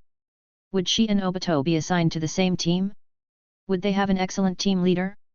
These were all unknowns. On the school playground, Kyomu turned to look at Might Guy, Shiranui Genma, and Ebisu. "No need for introductions, you know me, and I know you. Perhaps some of you are dissatisfied because I'm the same age as you, as I just graduated 3 years early. Why should I be your team leader?" Guy immediately shook his head at the words, but when he wanted to speak, he was interrupted by Kyomu raising his hand. He wasn't talking about Guy, but Genma and Ebisu. Although the two weren't from prestigious ninja families, their families had considerable influence, and they were also well-known outstanding students during their time at the academy.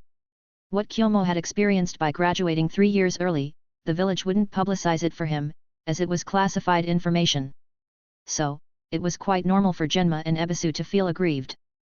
"But it's okay, tomorrow, assemble at Training Ground 17 at 8 o'clock sharp, and I'll tell you then why I can be your team leader."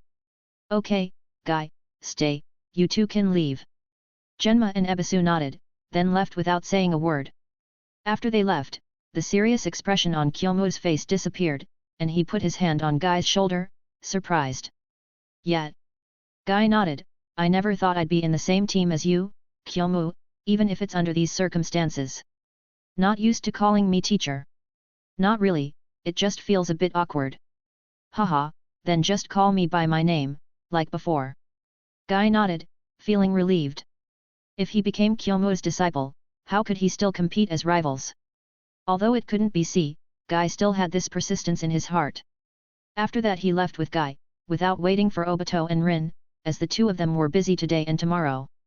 Having a quick reunion with old friends, Kyomu was ready to go home and wait for today's passive skills to refresh.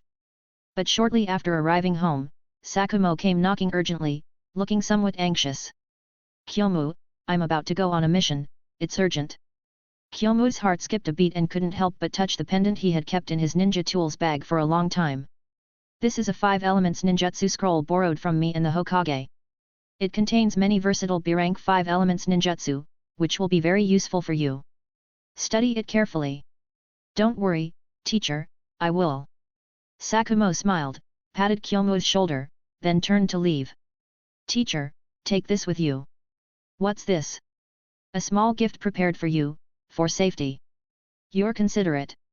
Sakumo took it, put it around his neck, then waved and left. Watching Sakumo's back, Kyomu clenched his fist, and couldn't help but glance in the direction of the Hokage's office. Chapter 74. www.patreon.com/Zalum or use your power stones for extra chapters. The expected finally arrived, and Kyomu wasn't fully prepared, but the cards he prepared in advance could still cover him. Putting Sakumo's matter aside for now, Kyomu turned his attention to his new passive skill for this month. Passive skill, Unexpected Gains. Skill description: during the duration of the skill, whenever you do something seriously or inadvertently, you will always receive unexpected gains. Note: unexpected gains are closely related to what you do, and a treasure chest will appear in a way that only you can see, containing corresponding rewards when opened. Unexpected gains can be accumulated, and the effect lasts until the passive skill ends. Skill duration: 30 days. Message: life is always accompanied by various surprises, good and bad ones. But as long as there are gains, it's always something that brings joy. This month's passive skill is not bad. If I focus on training, as long as there are unexpected gains, it should be beneficial for my strength. Kyomu was quite satisfied with this month's passive skill, but Sakumo's matter resurfaced in his mind, dampening the joy of obtaining a good passive skill. Lying on the rocking chair, pondering over countermeasures, Kyomu unknowingly fell into a slumber. The next morning, as Kyomu just opened his eyes, a treasure chest appeared beside him. This. Kyomu's heart stirred, are unexpected gains obtained so casually? Just sleeping and I got one. Reaching out to touch the treasure chest visible only to him, the contents inside turned into colorful rays of light, instantly entering Kyomu's mind. Sleeping unexpected gain, body recovery speed doubled. Eyes brightened, not bad. Kyomu didn't forget that unexpected gains could be accumulated, meaning if there were another similar unexpected gain, his body's recovery speed would increase further. If Kyomu quickly dismissed his thoughts, unexpected gain, the word unexpected is crucial. If anticipation is too heavy, then what's the point of calling it unexpected? So the path of crazily doing things and expecting to rake in unexpected gains might not work. With a conjecture in mind, Kyomu abandoned the idea of continuing to sleep, got up, tidied up a bit, and went to the training ground as agreed beforehand. Guy, Genma, and Ebisu, the three of them had arrived early. Seeing Kyomu approaching, they quickly gathered together. Glancing at Guy, Kyomu looked at Genma and Ebisu, hoping to see the same unruly look as yesterday on their faces. Unfortunately, he didn't see it. You guys seem different from yesterday. Kyomu grinned, did you consult with your parents? Genma remained expressionless, not responding, apparently still reluctant, while Ebisu, with a bit of a quirky nature, scratched his head sheepishly. Teacher Kyomu, my parents told me you're really awesome, even more awesome than them. That's a given. Kyomu didn't take it as a compliment because ninjas of the level of Ebisu's parents, a handful of them had died by his hands. Thank your parents for their recognition. Kyomu nodded, but we're similar in age, although there's a gap in strength, but the word teacher is a bit awkward for us. I think it's best to just call me by my name. If you still feel uncomfortable, you can add Captain after my name. Yes, Captain Kyomu. Ebisu was the first to change his address. With Ebisu starting, Genma felt a bit relieved and followed suit. Guy, on the other hand, continued to address Kyomu by his name as before, showing no psychological fluctuations due to Kyomu's change in status. This was a good result, and Kyomu felt pleased. Since that's the case, let me reintroduce myself. Kyomu placed a hand on the hilt of his sword. Of course, I speak with actions, and I don't like bully people, so you can prepare for 5 minutes. No need. Genma had long wanted to test Kyomu, he wanted to know why someone of his age would become a team leader. Did the village run out of candidates? With a loud roar, Genma rushed forward. Although harboring grievances, Genma remained rational. His attacks were precise and focused. But such immature attack methods had been corrected by Sakumo with the Iron Fist of Love 3 years ago. Now it was Kyomu's turn to educate others. Swish! Yai emerged from its sheath and knocked the kunao out of Genma's hand with a cunning angle. However, the senbon that Genma had been holding in his mouth was unexpectedly spat out towards Kyomu without warning. Blatantly crude tactics. Kyomu merely tilted his head slightly to dodge, simultaneously maneuvering his yai to brace against Genma's shoulder. You're already dead. Perhaps after death, you might wonder why you did that just now? But for the dead, this might be a redundant question. Each word pierced Genma's heart. When Kyomu released yai, Genma rushed forward again. Bang! Dodging once more, Kyomu flipped his wrist, slamming the hilt of his sword into Genma's chest, sending him flying 3 to 5 meters away. Besides recklessness, what else is in your brain? Is your mind flooded with water instead of the ninjutsu and shuriken techniques taught at the ninja school? To be honest, in Kyomu's eyes, a genin was like a grasshopper, especially one who hadn't undergone the tempering of blood and fire, maybe even less than a grasshopper. Genma charged forward again, but was once again sent flying by Kyomu's move, accompanied by another heart-piercing remark. It was just like the time with Sakumo. What's been experienced by him must be shared with others to feel truly at ease. Kyomu admitted to his own perverse taste, especially when he saw Genma's defiant eyes, he felt even more excited. Kyomu really wanted to try to thoroughly defeat someone. Come again! Come again! Come again! Each come again was followed by another flight and the same move ending the battle. Genma's pride was gradually being shattered. Graduating from the ninja school is just the beginning of a ninja's career. Don't think standing high means you're truly high. In reality, you're just a frog in a well. Combining physical blows with verbal jabs, Genma's defense crumbled, and instead of launching another attack, he lay on the ground, silently shedding tears as he stared at the sky. Kyomu's smiling face suddenly appeared in Genma's line of sight, not tall, but intimidating. A master should always keep the heart of an apprentice, let alone someone who isn't even an apprentice like you. Kyomu reached out his hand. What do you think, Genma? Genma was stunned, looking at the palm within reach, couldn't help but grab it, then was pulled up by Kyomu. Reflect on your recent failures and find countermeasures as soon as possible. I'll spar with you again in the afternoon.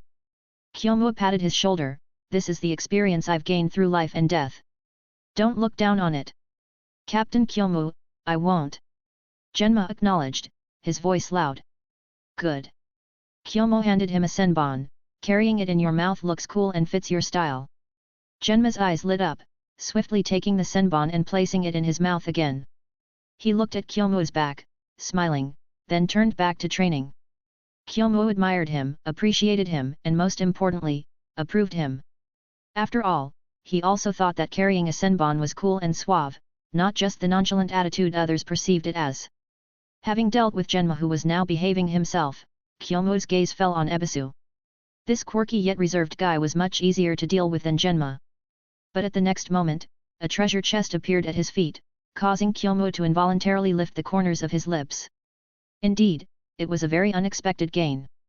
However, the sly smile on Kyomu's face fell into Ebisu's eyes, but it tasted different. What kind of torment is he planning for me later?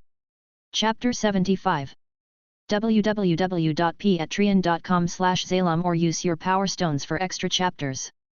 Unexpected gain from teaching, learning and teaching skills doubled.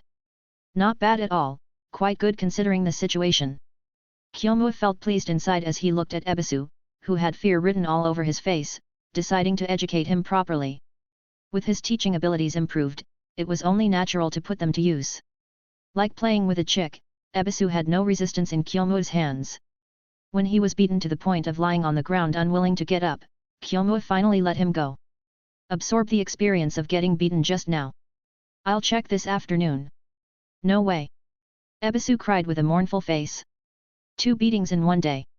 It's better to taste some bitterness now than to lose your life in the future. Kyomu glared at Ebisu. And do you think combat experience is something easily transmitted? Upon hearing this, Ebisu immediately straightened up and deeply thanked Kyomu. Captain Kyomu, thank you for your guidance just now. Since you are a member of my team, and I am both your captain and your teacher, I will naturally do my best. Kyomu waved his blade, sheathing it into the scabbard. Seize the opportunity. I have high hopes for you and Genma. Your future is bright. Ebisu and Genma, who were training nearby, brightened up, their fighting spirit ignited. Who could resist the praise of a strong person? Watching the two, Kyomu nodded in approval, unable to help but chuckle inwardly. Children of this age with only one beating followed by praise, and the effect was excellent. Guy, it's been a long time since we had fought. Come and spar with me. Guy's eyes were full of excitement. Nodding vigorously, he put on the fingerless gloves that Kyomu had given him. Of course, they were not boxing gloves, but fingerless combat gloves. They had some influence on daily life when worn, but it wasn't a big deal. Thud, thud, thud. Kyomu didn't use a knife, nor did he use chakra or other means. His duel with Guy relied entirely on physical strength and close combat skills. Is Guy's strength really this strong? Genma, with a cigarette in his mouth, couldn't help muttering. That's because Captain Kyomu didn't use his blade, Ebisu interjected. With Captain Kyomu's strength, even if the 3 of us teamed up, we would still be easily defeated. Hey, didn't you say yesterday that you wanted to teach Captain Kyomu a lesson? Ebisu hearing that suddenly shrunk, speaking much softer. I was just joking. I respect Captain Kyomu a lot. You changed your tune quickly. You're no different. Genma then put out the cigarette in his mouth. I just think Captain Kyomu is cool and impressive. He barely gets my approval. During their conversation, Kyomu, with his far superior combat experience, managed to knock Guy to the ground. Kyomu, your youth is fully demonstrated in you. Perhaps. Guy shook his head with a smile. My youth can't catch up with your pace. Stop talking nonsense. Kyomu reached out and pulled Guy up. Your progress isn't slow.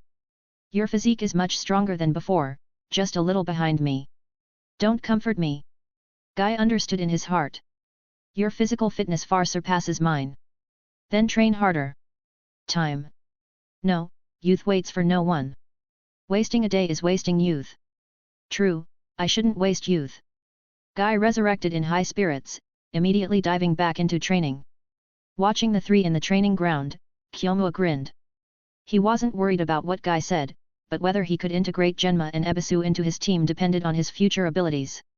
Turning around and leaving, Kyomu found a quiet spot to practice alone.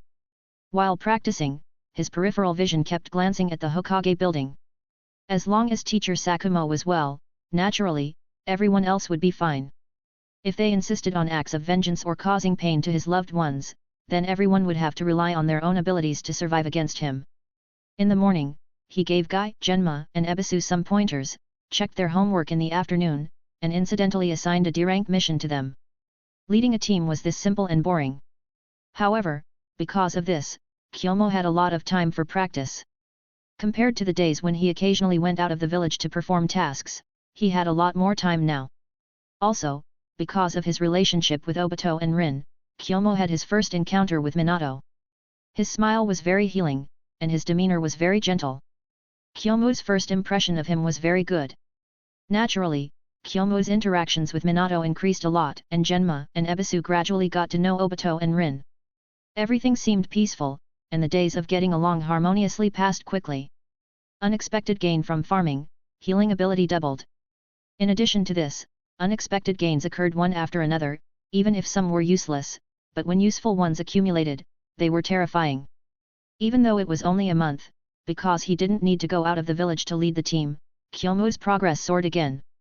The weight during sword practice had been increased to 1 ton, which was terrifying, and the benefits it brought were quite astonishing. The number of sword swings per second had reached 350, and even the sword chakra produced by a casual swings was as powerful as the ninjutsu that lower-level ninjas worked hard to develop. But Kyomu was still very diligent. With the addition of the enhancement to his body's recovery speed, he reduced his sleep time to 3 hours a day. Moreover, the number of shadow clones used for auxiliary training was also increased to 5 by Kyomu, each used to assist him in practicing 5 elemental ninjutsu. It is worth mentioning that Kyomu had sparred with Minato once. Minato couldn't create Raise Nan yet, but the Flying Thunder God technique was already familiar to him. Even though it hadn't evolved to the second stage yet, it was enough to deal with Kyomu. Kyomu, your instant teleportation proficiency is unmatched in the entire ninja world. Minato put away his kunao with a bitter smile. It's not easy for me to catch you. My speed still can't match the Flying Thunder God. Kyomu said calmly. The Flying Thunder God is indeed powerful, but when I attack you, can't you react? Minato asked. I can, but when you attack me, you change places, making it difficult for me to respond, like a slippery eel, impossible to catch, and I can only passively take the beating. Kyomu shrugged. You're just wearing me down, it's not a straightforward defeat. That's indeed a problem. Minato looked troubled. I don't have the talent for swordsmanship like you, and I don't have the ninjutsu that can be used in conjunction with the Flying Thunder God. My attack power can't keep up, so I can only use the speed of the Flying Thunder God to find openings. It's difficult to aim for instant kills. Indeed, this was the problem that Minato had to face now. The Flying Thunder God technique was strong, but when encountering someone like Kyomu who had passed the physical strength test and could keep up with his reaction speed in battle, Minato was undoubtedly at a disadvantage. When using the Flying Thunder God technique, Minato was indeed elusive, but when attacking, there was a moment when he swung his kunao, which was the only time he revealed his figure and the only time he had a vulnerability. After all, when Minato moved, it was spatial movement, but when attacking someone, it was still conventional close combat. But even so, with the spatial attributes of the Flying Thunder God technique, even if the vulnerability was caught, Minato could still retreat safely and instantly organize another attack from a different direction.